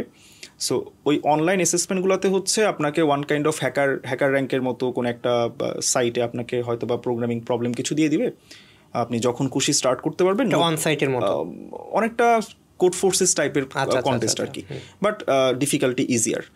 সো আপনি ওটা যদি পাস, ইজিয়ার ডিফিকাল্টি আমি বলবো কিছুটা ইজি। সো সোজা সিএফ টাইপের, সিএফ এর আমি বলবো না যে 1800-1900 লেভেলের প্রবলেম না, অবভিয়াসলি সিম্পল প্রবলেম অনলাইন অ্যাসেসমেন্টগুলো অ্যামাজনের। বাট হ্যাঁ, তো সেটা যদি আপনি পাস করতে পারেন দেন হয়তো বা 1 সপ্তাহ বা 2 সপ্তাহ পর হচ্ছে রিক্রুটার আবার আপনাকে রিচ করে, দেন আপনার অনসাইট রাউন্ডটা হয়। এটা অ্যামাজনের কথা বলতেছি। আর গুগলের ক্ষেত্রে হচ্ছে আমি যে ফোন রাউন্ডটা বললাম 45 মিনিটসের, প্রথমে এই রাউন্ডটা যদি আপনি পাস করতে পারেন, সব কিছু ঠিকঠাক থাকে, দেন আপনাকে অনসাইট, ভার্চুয়াল অনসাইট যেটা, সেটাতে ইনভাইটেশন দেওয়া হয়। ভার্চুয়াল অনসাইট না, ভার্চুয়াল অনসাইট হচ্ছে আপনার one kind of phone round যেটা বললাম আর কি, ওইটার মতোই, বাট ফোন রাউন্ড তো একটা ছিল, ভার্চুয়াল অনসাইট হবে 4টা থেকে 5টা মোট। সিমিলার রাউন্ড, ফোন রাউন্ডের মতো, বাট আপনি এটাকে 4 বা 5 দিয়ে গুণ দিতে পারেন, 4-5টা রাউন্ড হবে আর কি। সো আমার ক্ষেত্রে যেটা হয়েছে যে আপনার ভার্চুয়াল অনসাইটে, নামে ভার্চুয়াল অনসাইট আর কি আলটিমেটলি, বাট আপনি গুগল মিটেই আসবেন, সেম জিনিস। সো ওটাও কি ওই গুগল ডক্সে? হ্যাঁ, same, exactly same strategy, but প্রবলেমের ডিফিকাল্টি একটু ডিফারেন্ট, একটু হার্ড হয় অনেকের ক্ষেত্রে, আবার অনেকের ক্ষেত্রে সেম থাকে। সো আমার কোডিং রাউন্ড ছিল 3টা, আর একটা রাউন্ড ছিল বিহেভিয়ারিয়াল রাউন্ড। সেটাতে কোনো কোডিং ছিল না, সিনারিও বেসড কিছু কোশ্চেন আমাকে জিজ্ঞেস করা হইতো যে যদি tell me about a time when you had a conflict with your manager, এই টাইপের। সো আমি ওই কনফ্লিক্ট কীভাবে ম্যানেজ করছি বা আমি টিমের সাথে কীভাবে হ্যান্ডেল করছি সেটা সে জানতে চায়, যে আমি আদৌ কালচারালি গুগলের জন্য ফিট কিনা। এটাকে গুগলে বলা হয় গুগলিনেস। সো আমার গুগলিনেসটা কীরকম সেটা তারা জাজ করে। আর 3টা ছিল কোডিং রাউন্ড। ওই 3টা কোডিং রাউন্ড মোটামুটি আমি বলবো যে আমার ফোন রাউন্ডের মতোই, বাট আমার ক্ষেত্রে আমার কেন জানি মনে হয়েছে যে অনসাইটের ডিফিকাল্টি কিছুটা ইজি ছিল ফোন রাউন্ড থেকে। আমার ফোন রাউন্ড আমাকে 2টা অলমোস্ট লিড কোড হার্ড টাইপের প্রবলেম জিজ্ঞেস করা হয়েছিল। মোটামুটি ডিফিকাল্ট বলা যায়, এবং 2টাই ছিল ম্যাথমেটিক্স অ্যান্ড জিওমেট্রি টাইপের প্রবলেম। কিছুটা আমি এনজয় করছি, বাট আমি বলবো যে কিছুটা হার্ড টাইপের। বাট ভার্চুয়াল অনসাইটে আমি অ্যাটলিস্ট আমার প্রবলেমগুলো আমার কাছে মনে হয়েছে অতটা ডিফিকাল্ট আসে নাই। লাকি ছিলাম আমি বলবো যে ওই দিক থেকে। ডিফিকাল্ট আসলে হয়তো বা সিনারিও আজকে ডিফারেন্ট হইতো। সো এই তো এটা হচ্ছে। অ্যান্ড অনেকে এটা ভাবে যে মেবি আমার ইন্টারভিউ যদি ভালো হয়, আমি ভার্চুয়াল অনসাইটও পাস করি, দেন মেবি আমার অফার চলে আসবে হাতে, বাট এটা ট্রু না আসলে। হ্যাঁ, বিহেভিয়ারাল আপনি পাস করলেন, বাট স্টিল আপনি শিওর না আপনি অফার পাবেন কিনা। কারণ হ্যাঁ, যেটা জানাবে তারপর যে আপনি আপনার পুরো প্যাকেজটাকে হচ্ছে একটা হায়ারিং কমিটি, এইচসি বলি আর কি আমরা, হায়ারিং কমিটির কাছে পাঠানো হয় কমপ্লিট প্যাকেজটা আপনার, লাইক ফোন রাউন্ডের পারফরমেন্স, দেন ভার্চুয়াল অনসাইটে যে 4টা রাউন্ড ছিল, মোট 5টা রাউন্ডের ওভারঅল ডিটেলস আপনার একদম, যে কত মিনিটে আপনি সলিউশনে আসছেন, কখন কোড লেখা শুরু করছেন, কোডে কোনো ঝামেলা ছিল কিনা, এভরিথিং পুরো স্ন্যাপশট ধরতে পারেন আর কি, একটা লগ টাইপের। সো এই ফাইলটা হায়ারিং কমিটিতে থাকা 4-5 জন যাদের আপনার সম্পর্কে কোনো ধারণা নাই, আপনাকে প্রথমবার দেখতেছে এই টাইপের, তারা আলাদাভাবে হচ্ছে জাজমেন্ট দিবে আপনার এই পুরো প্যাকেজটার উপর। এখানে যদি আপনার একজনও হচ্ছে আপনার অ্যাগেনস্টে ভোট দেয়, তো এটা নিয়ে আবার অ্যানালাইসিস হয় যে ও কেন অ্যাগেনস্টে গেল।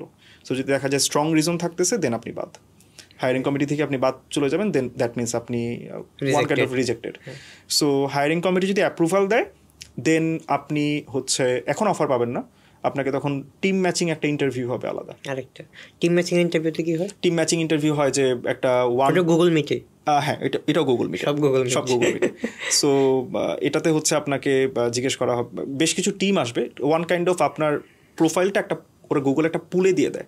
সো ওয়ান কাইন্ড অফ আপনি ধরতে পারেন যে আপনি একটা টেবিলে বসে আছেন, টেবিলের বিভিন্ন জায়গায় বিভিন্ন হায়ারিং ম্যানেজার বসে আছে, আপনার প্রোফাইলটা ঘুরতেছে, তো সবাই আপনার প্রোফাইলটা দেখতেছে, এখন যার ভালো লাগে সে পিক করবে, এই টাইপের আর কি।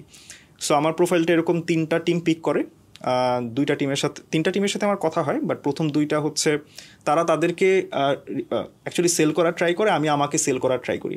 2 পক্ষ থেকে যদি একটা আপনার ঐক্যমতে আসি যে হ্যাঁ আমরা আসলে একসাথে কাজ করার জন্য ফিট, দেন আমিও আমার ভার্ডিক্ট জানাই যে আমি এখানে কাজ করতে চাই, তারাও তাদের ভার্ডিক্ট জানায় যে তারা আমাকে নিতে চায়। যদি 2 জন একই ভোট দেয়, লাইক সবাই পজিটিভ, তখন ওই টিমে আপনাকে নিয়ে, দেন ওই টিমে আমাকে নেয়, অ্যান্ড ওইটার উপর বেস করে আমাকে অফার লেটার দেয়। আচ্ছা, সো এর আগ পর্যন্ত আপনি অফার লেটার পাবেন না। এরকম বেশ কিছু, মানে আমারই পরিচিত অনেকে আছে যারা আসলে এই স্টেপটা ক্লিয়ার করতে পারেননি, দেন অফার পান নাই আর কি। এই স্টেপটা মেইনলি হচ্ছে যে মানে আপনি নিজেকে তুলে ধরা, ওই টিমের জন্য আপনি কেন ফিট, রাইট। এখানে তো আর কোনো টেকনিক্যাল কোনো কোশ্চেন না, টেকনিক্যাল ওরকম কোনো প্রশ্ন হচ্ছে জাস্ট আপনার সাথে টিমের কোলাবোরেশন, কমিউনিকেশন স্কিল বেশি ফোকাস, রাইট। তারা এটা চেক করবে যে তারা কি প্রজেক্ট নিয়ে কাজ করতেছে, অ্যান্ড আপনার কি সেই টাইপের প্রজেক্টটা আপনার আগ্রহ অ্যাকচুয়ালি আছে কি না, ওই জিনিসগুলো চেক করা হয়।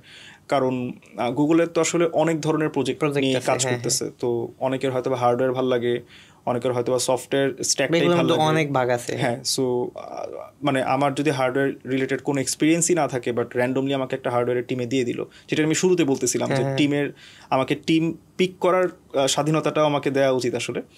সো ওই স্বাধীনতাটা ওরা দেয় যে যদি ভালো লাগে আপনি আসেন, না ভালো লাগলে আপনি হোল্ড করেও রাখতে পারেন। এরকম অনেকে যেটা করছেন যে কিছু সময় অপেক্ষা করছেন, লাইক অনেকের হয়তো কিছু স্পেসিফিক কান্ট্রি পছন্দ না, ডিফারেন্ট কান্ট্রিতে হয়তো বা তারা মুভ করতে চান, সো ওরকম হচ্ছে দেশগুলোতে তারা হায়ারিং অপরচুনিটি দেখছেন যে কোনো টিমকে হায়ার করবে কিনা, তাদের সাথে ফিডটক অ্যারেঞ্জ করার চেষ্টা করছেন। এইচআরকে জানাইতে হয়, হ্যাঁ, যে আপনার রিক্রুটার ছিলেন শুরু থেকে সেই থাকবেন যদি না চাকরি ছাড়েন আর কি। সো তাকেই আপনার জানানো লাগবে যে আপনি হয়তোবা ওরকম একটা টিম আছে, হয়তোবা পোল্যান্ডে একটা টিম আছে, সেই টিমে আপনি জয়েন করতে চান অ্যান্ড আপনি জানেন যে সেখানে ওপেনিং আছে। সো তাকে যদি বলেন, সে ওই টিমের সাথে রিচ করে আপনাকে ফিডটক অ্যারেঞ্জ করে দিবে। যদি তারা পছন্দ করে তাহলে তো সমস্যা নেই। ও এটা হয় বিশেষ ক্ষেত্রে যদি আপনার কোনো নোন কেউ থাকে, তখন সে বলে যে আমাদের এখানে ওপেনিং আছে, you can try with your research. Right, এটা তখন অনেক সহজ হয় আর কি, সহজ হয়ে যায় ফায়ারিংটা। হ্যাঁ, এটা একটু নাইস একটা স্টেপ। আমার কাছে পুরো সিস্টেমটা ভালো লাগছে আর কি, অনেক ইকোসিস্টেমটা। আচ্ছা, এখানে আরেকটু আমি যদি অ্যাড করি, অনেক জায়গা থেকে এসে আসে যে অপারেটিং সিস্টেম বা দেখা যায় নেটওয়ার্কিং, এইসব জায়গা থেকে নাকি এরকম জায়গায় প্রশ্ন হয়। যেহেতু সিস্টেম ডিজাইন একটা আলাদা লেভেল, ওইটা প্রশ্ন ওইটা থেকে আমরা স্কিপ করলাম, কিন্তু সিস্টেম ডিজাইন বাদ দিলে অপারেটিং সিস্টেম, নেটওয়ার্কিং বা ডেটাবেস, এগুলো থেকে প্রশ্ন হয়। এই প্রশ্নগুলো কি ওই যে প্রথম রাউন্ডে যে প্রশ্নগুলো হয়, যেটা টেকনিক্যাল বা নন টেকনিক্যাল যেই করতে পারে, ওই রাউন্ডে হয় অ্যাকচুয়ালি? এটা কখন হয় আর কি, নাকি এটা হয় না? এটা ভালো প্রশ্ন। আমার ক্ষেত্রে আমি বলবো যে ওরকমভাবে স্পেসিফিক এরকম কোনো রাউন্ড হয় নাই। গুগলে ওরা মেইনলি ফোকাস করে হচ্ছে আপনার ডেটা স্ট্রাকচার অ্যালগরিদম ভিত্তিক যে নলেজটা, ওইটা ওরা ফার্স্টে হচ্ছে লাইক নন সিনিয়র পোস্টগুলোর ক্ষেত্রে ওরা এইভাবে জাজ করে। নন সিনিয়র বলতে আমি এটা মিন করতেছি, জুনিয়র কেন বলতেছি অনেকে প্রশ্ন আসতে পারে, কারণ গুগলে হচ্ছে লেভেলটা শুরু হয় 3 থেকে, L3, দেন L4, দেন L5। সো L5 থেকে হচ্ছে সিনিয়র আসলে।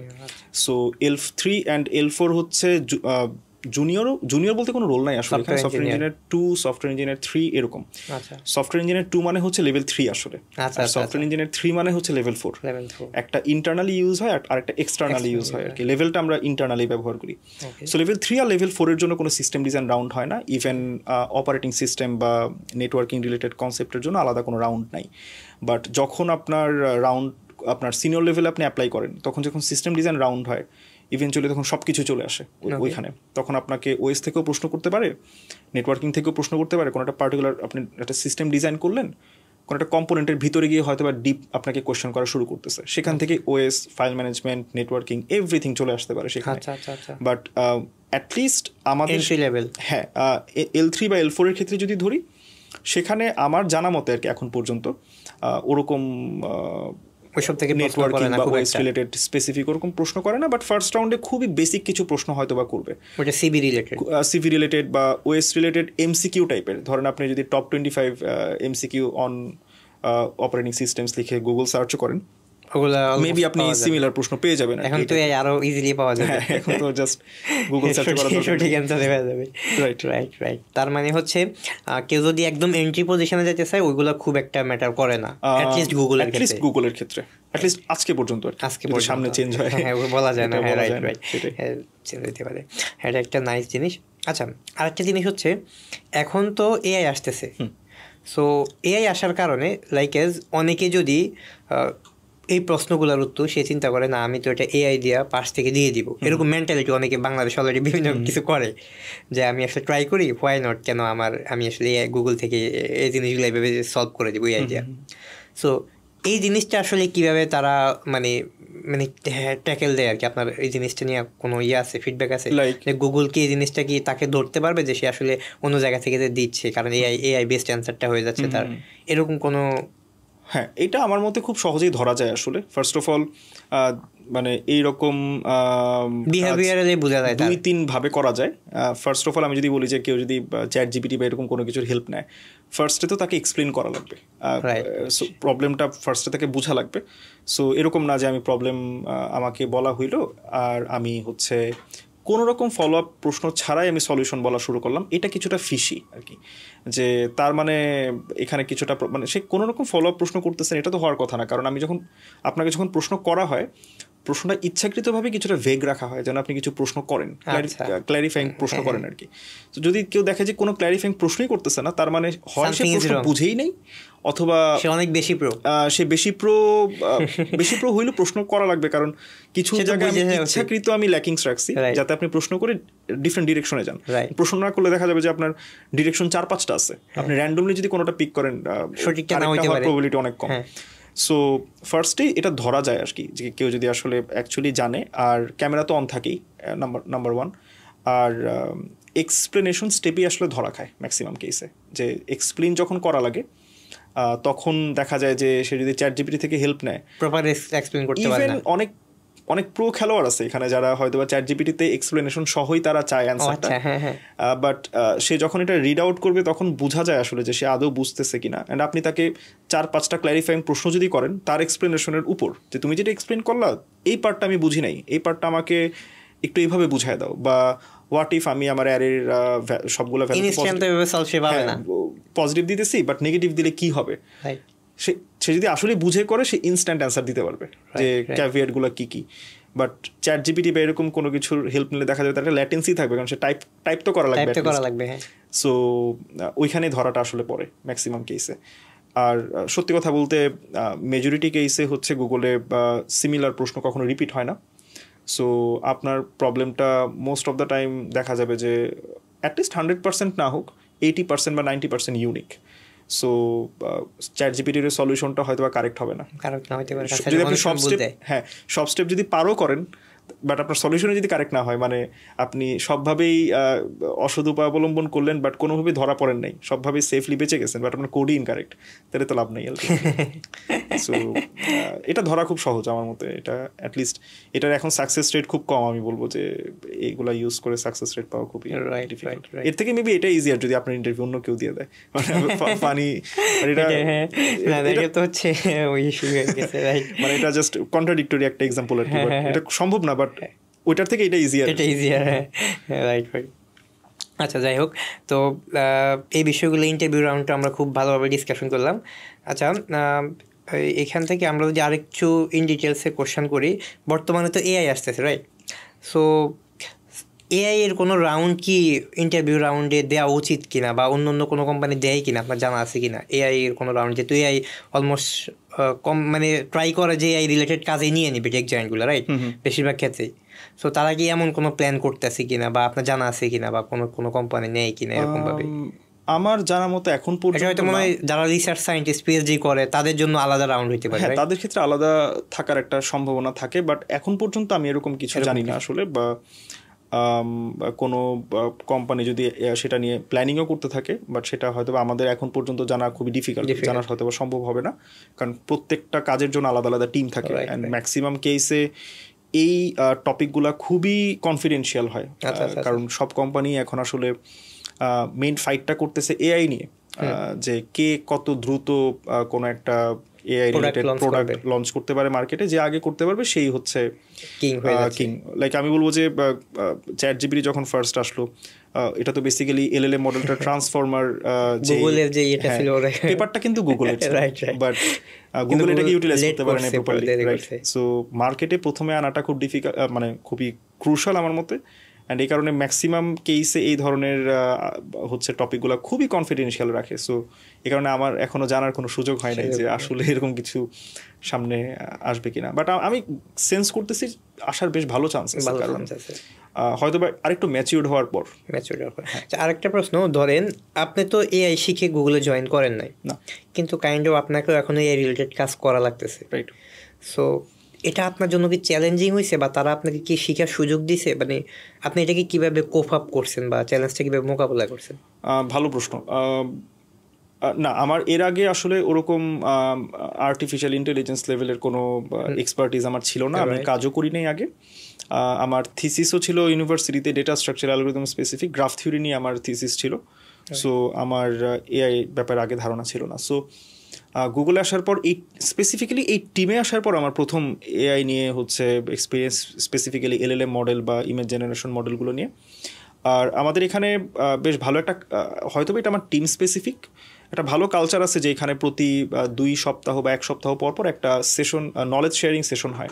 আচ্ছা, সেখানে 1জন বা 2জন হচ্ছে একটা লেটেস্ট এলএলএম বা এআই রিলেটেড একটা পেপার তারা নিজেরা পুরোটা পড়ে সেটার উপর একটা প্রেজেন্টেশন দেয় যেন বাকিরা এটা খুব দ্রুত শিখে নিতে পারে। সো আমি যদি অন এভারেজ বলি যে প্রতি বছর প্রায় 50টার মতো পেপার সবার পড়ার সুযোগ হয় এইভাবে। সো আপনি যদি 1 বছর ইভেনচুয়ালি এইভাবে কাজ করেন আপনি অটোমেটিক্যালি অনেক কিছু শিখে যাবেন। সপ্তাহে একটা, কিন্তু হ্যাঁ সপ্তাহে একটা। সো 52 সপ্তাহে 52টা। সো অ্যাটলিস্ট আপনি 50টার মতো, যদি কিছু বাদও দেই ছুটি হিসাবে, সো আপনি 50টার মতো পেপার আপনি নলেজে নিতে পারতেছেন, অ্যান্ড এটা গুড এনাফ আমার মতে। আর আমি বলবো এটা কি মানে কোনো ওদের কি কোনো মানে কালচার এরকম যে এটা সবার লাগবে এরকম টাইপের? এটা হচ্ছে কোনো মার্ক আছে যে আপনাদের এটার উপর বেস করে? কোনো না, কোনো মার্ক নেই। যে এরকম থাকে না যে অনেক সময় যে আপনাদের কোনো বোনাস থাকে বা এরকম কোনো? না, এরকম কিছু না, নিজস্ব সম্পূর্ণ কমপ্লিটলি ক্যাজুয়াল একটা প্রসেস। কোনো রকম গ্রেডিং বা ইয়ারলি কোনো ইভ্যালুয়েশন হয় না এটার উপর। একদম আপনি যদি চান আপনি এই সেশনে আপনি অংশ নাও নিতে পারেন, যে আপনার আপাতত ইচ্ছা করতেছে না। অনেকের এরকম আছে যে নলেজ শেয়ারিং সেশনগুলোতে ট্রমা হয় অনেকের, যে সাইকোলজিক্যাল ইমপ্যাক্ট হয়, যে আমি বেটার আমি এটা থেকে দূরে থাকি, আমি পার্সোনালি শিখবো, এটা খুবই কমন। সো অনেকে চাইলে এটা থেকে অপ্ট আউটও করতে পারে চাইলে। সো এটা রিসেন্টলি শুরু হয়েছে বলতে গেলে। আর শেখার সুযোগ বলতে একদম লেভেল 0 থেকে তো এমএল এর নলেজটা দরকার হয় না। লাইক আপনাকে হয়তো বা বলবে না যে আপনার হাতে কলমে ক্যালকুলাস করা লাগবে বা গ্রেডিয়েন্ট ডিসেন্ট আপনাকে হাতে ইমপ্লিমেন্ট করতে হবে, এই টাইপের কিছু নাই। ম্যাক্সিমাম কেসে সব কিছু অলরেডি ইমপ্লিমেন্টেড লাইব্রেরিতে। আপনাকে জানা লাগবে কোনটা কখন ভালো কাজ করে। অ্যান্ড একটা কোর্স আমরা করছিলাম, এটা ওয়াইডলি অ্যাভেলেবল পাবলিকলি, fast.ai। হ্যাঁ, সো সেটা যদি হচ্ছে যে কেউ আমার মতে যারা ইঞ্জিনিয়ার বাট এমএল সম্পর্কে zero knowledge, but say software engineer কাজ করতেছে, সে যদি এমএল বা এআই রিলেটেড কাজে সে ইন্টারেস্টেড হয় অ্যান্ড ওই ধরনের টিমে কাজ করতে চায়, রাইট, fast.ai খুব অসাধারণ একটা সোর্স। সো হয়তো বা 3 মাস 4 মাস সময় নিয়ে যদি সে প্রিপারেশন নেয়, গুড এনাফ। আমার মনে হয় না একদম অ্যাবসলিউট লো লেভেলে সবকিছু জানার এই মুহূর্তে দরকার আছে। সেখানে অনেক বেশি পরিমাণ বিল্ড আপ হয়ে গেছে। এক্স্যাক্টলি, ওইটা যারা করবে তারা তো পিএইচডি করবে, রাইট। আচ্ছা ভাইয়া, তো আমরা মোটামুটি পডকাস্টের অনেক দূর আগে গেছি। সো আমরা এখন আসি আসলে যারা কম্পিউটার সায়েন্সে নতুন অথবা এই ব্যাকগ্রাউন্ডে আসতে চায়, তো তাদের তো একটা গোল থাকা উচিত যে আমি 4 বছর পরে কি হবো। যেমন আপনি একটা গোল শুরু করছেন হচ্ছে আপনার এখানে একটা ব্যানার দেখে, কিন্তু সবার তো এরকম ব্যানার পাবে না, রাইট, যে সবাই তো ঢাকা ভার্সিটিতেও পড়বে না বা এরকম নেটওয়ার্কও পাবে না। সো যেটা কিন্তু তাকে কিন্তু গোলটা মানে স্বপ্ন দেখতেও কিন্তু এটা কিন্তু একটা ভালো একটা স্ট্র্যাটেজি, কারণ অনেকে স্বপ্ন দেখতেই পারে না, কারণ সে আসলে আশেপাশে এনভায়রনমেন্টে স্বপ্ন দেখার কোনো এরকম কিছু দেখে না, রাইট। তো আমরা কিভাবে সে আসলে স্বপ্ন দেখতে পারে এবং সেই স্বপ্নগুলো কিভাবে শুরু করতে পারে আর কি, আপনার কি মনে হয়? আচ্ছা, এটাও ভালো প্রশ্ন। আমার কাছে মনে হয় যে একটা মানে সামহাও কিছু একটা লাগবে যেটা দিয়ে আপনি ট্রিগার্ড হবেন আর কি। সো আমার ক্ষেত্রে হয়তো ট্রিগার্ড প্যারামিটার একটা ছিল, আপনার ক্ষেত্রে হয়তো ডিফারেন্ট হবে, আরও দর্শনের ক্ষেত্রে ডিফারেন্ট। তো আমি বলবো যে ফার্স্টে যদি আমরা কেউ কম্পিউটার সায়েন্সে আসি আর কি, এই লাইনে পড়াশোনা করার ইচ্ছা থাকে, অনেক ডিফারেন্ট ডাইমেনশনে আপনি আপনার ক্যারিয়ার হচ্ছে ফরওয়ার্ড করতে পারেন চাইলে। সবার যে বলবো যে বিগ টেকে কাজ করতে হবে বা একদম এআইএমএল রিলেটেড জিনিসপত্র নিয়েই কাজ করতে হবে, এটা ম্যান্ডেটরি না, বাট নলেজ থাকলে ভালো। অনেকগুলো ডিফারেন্ট সেক্টর আছে। আপনার যদি ভালো লাগে আপনি টেস্টিং এনভায়রনমেন্টেও মুভ করতে পারেন, সেখানেও ভালো কাজ হয়। আপনার যদি ইচ্ছা করে ফ্রন্ট এন্ড আপনার ভালো লাগে, ইউআই ইউএক্স ভালো লাগে, সেটাতে আপনি কাজ করতে পারেন। এআইএমএলস আপনি যদি চান আজীবন আপনি সিপি নিয়ে থাকবেন, লাইক ট্যুরিস্ট যা করতেছে এখন, সো সেটাতে আপনি মুভ করতে পারেন। মানে আমি বলবো যে সুযোগের অভাব নেই, বাট আপনাকে জাস্ট পিক করা লাগবে আপনার কোনটা ভালো লাগে। মেইন যে ভুলটা আমরা অনেক ক্ষেত্রে ফ্রেশ যারা জাস্ট সিএসসিতে জয়েন করতেছে বা ভার্সিটিতে এসেই যে ভুলটা সবাই করে, যে আমি দেখতেছি আমার ব্যাচের অনেকেই হয়তো বা সিপি করতেছে বা সবাই প্রোগ্রামিং করতেছে, আমার ভালো লাগুক না লাগুক আমাকে আগে প্রোগ্রামিংয়ের রাস্তা ধরা লাগবে, আগে আমি শুরু করব, ভালো লাগা অটোমেটিক্যালি চলে আসবে। সেটা সবার ক্ষেত্রে হয়তো বা ট্রু না, বাট আমার কাছে মনে হয় যে একটু লং টার্মে চিন্তা করা ভালো, যে ভালো লাগানো লাগবে, ঠিক আছে, দ্যাটস ফাইন, বাট একটা রিজন বের করা যে এই কারণে আমার ভালো লাগতেছে। জাস্ট আমাকে যদি কেউ জিজ্ঞেস করে তোমার ক্যান প্রোগ্রামিং ভালো লাগে, বাট আমার অ্যান্সার যদি রিকার্সিভ হয় এরকম যে ওর ভালো লাগে এই কারণে আমার ভালো লাগে, বা ও ভালো করতেছে এই কারণে আমার ভালো লাগতেছে, এটা কোনো দিন আমার মতে হওয়া উচিত। একটা সলিড রিজন থাকা উচিত যার থেকে ব্যাকট্রেক করে আপনি আর পিছনে যেতে পারবেন না। লাইক আমার ব্যানারের এক্সাম্পল ছিল এর, আমার ব্যানারের উপর বেস করে অন্য কেউ গুগলে টার্গেট করে নেই যে সাকিব ভাইয়ের ক্ষেত্রে উনি ব্যানার দেখে ভালো লাগছে, ওনার ব্যানার দেখে ভালো লাগছে দেখে আমার ভালো লাগছে, এরকম কোনো রিজন আসলে। সো সলিড একটা পয়েন্ট থাকা উচিত যে পয়েন্ট থেকে আপনার ড্রিমটা শুরু হইতেছে। সো এটা আসলে সবার ইন্ডিভিজুয়ালি বের করে নেওয়া, ফিগার আউট করে নেওয়া উচিত আমার মতে। আমার এক্সাম্পল সবার সাথে মিলবে না, আপনারটা সবার সাথে মিলবে না। সো এটা যদি ফিগার আউট করতে পারে দেন এরপরে রাস্তাটা মোটামুটি ইজি হয়, কারণ একটা মিনিং জানেন আপনি কেন প্রোগ্রামিংটা শিখতে চাইতেছেন, কারণ জার্নিটা খুবই ডিফিকাল্ট আমার মতে। চ্যালেঞ্জ আসলে তখন মোকাবেলা করা যাবে। রাইট, আপনি জানেন আপনার পারপাসটা কি অ্যান্ড আপনি কেন শিখতেছেন।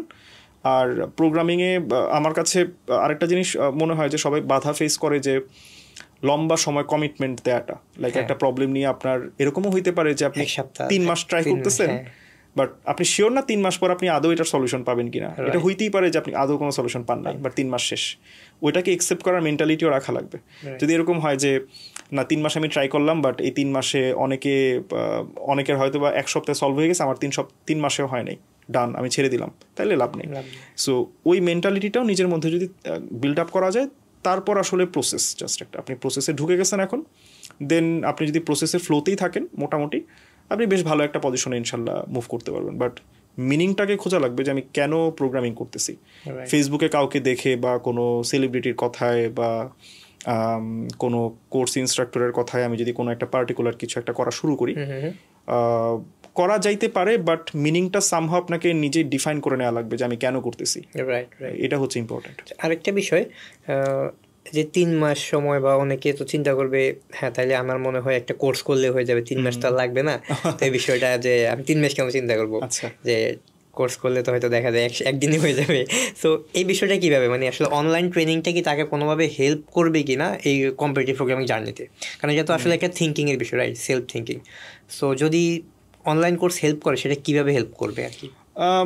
আমার মতে হেল্প করার বেশ ভালো সুযোগ আছে অনলাইন, যদি সিপি কোর্সও হয় সেটা। অ্যাটলিস্ট আমরা অনেক সময় আসলে জানি না যে আমাদের শেখা কীভাবে লাগবে কোনো কিছু।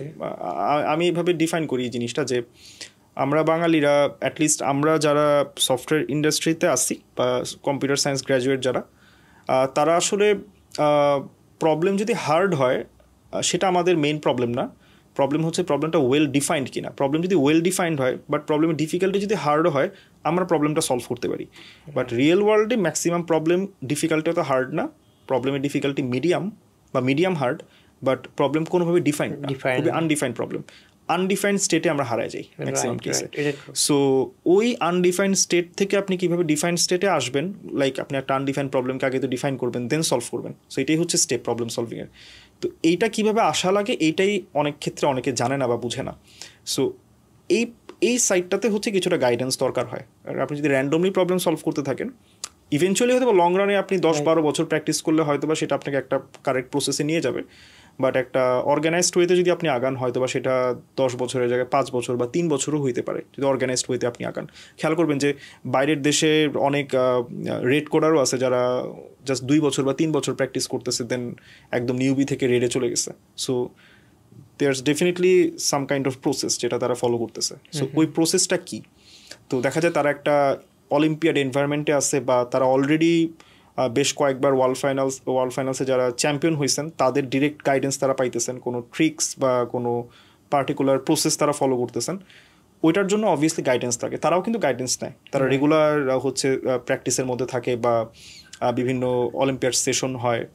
সো আই থিঙ্ক ওটা ইম্পর্টেন্ট। তো ভাইয়া পডকাস্ট তো মোটামুটি শেষ, তো আমরা চাচ্ছি যে একটা লাস্ট একটা আপনি মোটিভেশন বা স্টুডেন্টদের উদ্দেশ্যে কোনো কথা বলবেন যার ফলে তারা আসলে আপনার মতো একটা স্বপ্ন দেখতে পারে, অথবা হচ্ছে তারা একটা চেষ্টা করে তারা নিজেদেরকে একটা ভালো টার্গেটে নিতে পারে, এরকম আপনি কিভাবে সাজেস্ট করতে পারেন আর কি তাদের? আচ্ছা, টু বি অনেস্ট আমি মানে আমার নিজেকে খুব বড় রোল মডেল হিসেবে কখনো রিপ্রেজেন্ট করতে চাই না, আমি ওরকম নাও সত্যি কথা বলতে গেলে। বাট অ্যাটলিস্ট আমি যে ভুলগুলা হচ্ছে আমি নিজে করে আসছি, যে ভুলগুলো আসলে আমার মতে হয়তোবা যদি কেউ অ্যাভয়েড করতে পারে সেটা আপকামিং যারা ফ্রেশ গ্র্যাড বা যারা অলরেডি সিএসিতে হচ্ছে এনরোল হওয়ার জন্য যারা প্রিপারেশন নিতেছেন তাদের জন্য হয়তোবা হেল্পফুল হবে। সো আমি হয়তোবা এভাবে বলবো যে কম্পিউটার সায়েন্স মানেই আসলে পুরোটাই সিপি না। এই ভুলটা অনেকে হয়তোবা করেন যে আমি সিপিতে ভালো না তার মানে মেবি কম্পিউটার সায়েন্স কমপ্লিটলি আমার জন্য না। এই ভুল ধারণাটা রাখা যাবে না। এটা দিয়ে অনেকেই অনেক হতাশায় ভুগেন যে আমি সিপিতে ভালো করতে পারতেছি না। That's completely fine. এটার জন্যই হচ্ছে আমি অফলাইনে প্র্যাকটিস করতে বলি সবাইকে, যে যদি সিপি ওই এনভায়রনমেন্টটা খুব হেকটিক লাগে বা খুব টক্সিক মনে হয় যে অনেক প্রেশার, সবাই দেখতেছে, আমার পারফরমেন্স অ্যাংজাইটি চলে আসতেছে এখানে, ফাইন, আপনি অফলাইনে প্র্যাকটিস করেন, কাউকে বলারও দরকার নেই। আপনি অফলাইনে একটা প্রবলেম 100 বার সাবমিট করেন, 101 বারের সময় অ্যাকসেপ্টেড হয়তো বা হবে। কী শিখতেছেন সেটা হচ্ছে জরুরি আপনার, দেন ইভেনচুয়ালি আপনি আপনার প্রিসিশন হয়তো বা বেটার করতে পারবেন। সো এই ভুলটা হচ্ছে না করার চেষ্টা করা যত যায় তত ভালো। আর এই সেম গাইডলাইনের উপর বেস করে আরেকটা কথা বলা যায় যে সিপি যেহেতু সব কিছু না, সো আপনাকে আসলে কোর কম্পিউটার সায়েন্সের কনসেপ্টগুলোতেও যদি ফোকাস দেওয়া যায় এটাও অনেক হেল্প করে আর কি লং রানে। আমি যে আফসোসটা করি হয়তো বা যে আমি যদি আরেকটু সময় দিতাম ওএসের কনসেপ্টগুলোতে ভালো দখল নেয়ার বা লিনাক্স সম্পর্কে আরও ভালো ধারণা নেয়ার ভার্সিটিতে থাকা অবস্থাতেই, অথবা নেটওয়ার্কিংয়ের কনসেপ্টগুলো সম্পর্কে আরও ভালো একটু হ্যান্ডস অন যদি এক্সপিরিয়েন্স আমার হইতো, বা একটা দুইটা ফ্রেমওয়ার্কের ডিপে গিয়ে লাইক সিস্টেম ডিজাইন লেভেলে গিয়ে যদি আমি শিখতে পারতাম। লাইক আমরা ডেটাবেস সম্পর্কে যখন শিখি এখন, যে আমরা জাস্ট হয়তো বা কিছু এসকিউএলই শিখি ভার্সিটিতে, অ্যান্ড এসকিউএলের কিছু কোয়েরি লেখা শিখি। ডেটাবেস কোর্স মানে জাস্ট কিছু কোয়েরি আপনি লিখতে পারেন কিনা এটা জাজ করা হয়। বাট অ্যাকচুয়ালি একটা ডেটাবেস ইঞ্জিন কীভাবে কাজ করে, সে কীভাবে সে কীভাবে একটা ডেটাকে একটা ফাইলে রাইট করতেছে, সে ক্যাশিংটা কীভাবে করতেছে, সে ইন্ডেক্সিং কীভাবে আসলে ইন্টারনালি হ্যান্ডেল করে। ট্রাস্ট মি, আমি বি3 শিখছি, বাট আমি এইটা জানতাম না যে বি3 আসলে কেন ডেটাবেসে কীভাবে এক্স্যাক্টলি ইউজ হয় সেটা নিয়ে কেউ কথা বলতো না। আমার প্রশ্ন আসতো যে ওয়াই, মানে আমি বাইনারি সার্চ ট্রিতে আমি সেলফ ব্যালেন্সিং যদি ব্যবহার করি আমি গ্যারান্টিড লগ ইন টাইমে সব কিছু অ্যাক্সেস করতে পারতেছি, সো কেন আমার বি3 শেখা লাগবে? এটা অলরেডি কমপ্লিকেটেড, বাট কেন? মানে দেন এই প্রশ্নটার উত্তর আমার কাছে ছিল না যে বি3 আসলে ডিস্কে ইউজ হয় আর বিএসটি আসলে র্যামে, so completely different environment. So এই কনসেপ্টগুলো, কম্পিউটার সায়েন্সের কোর কনসেপ্টগুলো যদি ভার্সিটিতে থাকা অবস্থায় নলেজ নেওয়া যায় সেটা খুবই ভালো, সেটা লং রানে খুবই হেল্প করে। আর হচ্ছে ক্লিন কোড লেখা, এটা নিয়ে আমার একদমই ফার্স্টে হচ্ছে আমি কনসার্ন ছিলাম না যে কোড যা খুশি হোক কাজ করতেছে ফাইন, বাট এটা খুবই বাজে প্র্যাকটিস। আমি বলবো যে যদি যারা নতুন এক লাইনও কোড লিখতেছে শুরু থেকেই কোডটাকে পরিষ্কার পরিচ্ছন্ন রাখাটা আমার মতে খুব ইম্পর্টেন্ট, এটা যদি নলেজে রাখা যায়। আর বাকিটা আমার মতে কি মানে অনেক বড় ভাইরা আছেন অলরেডি, হয়তো বা অনেকে অনেক ভালো ইন্সপিরেশন দিচ্ছেন বা এই সংক্রান্ত গাইডলাইন অনলাইনে এখন অ্যাভেলেবল আর কি। সো আলাদা করে আর কিছু না বলি, বাট এই ভুলগুলো আমি করে আসছি আর কি। সো এই ভুলগুলো যদি কেউ না করে মেবি লং রানে ভালো কিছু হবে আর কি, এটাই। ঠিক আছে ভাইয়া, ধন্যবাদ, অনেক সুন্দর করে অনেকগুলা তথ্য দিচ্ছেন, আশা করি সবার উপকার হবে। Thank you.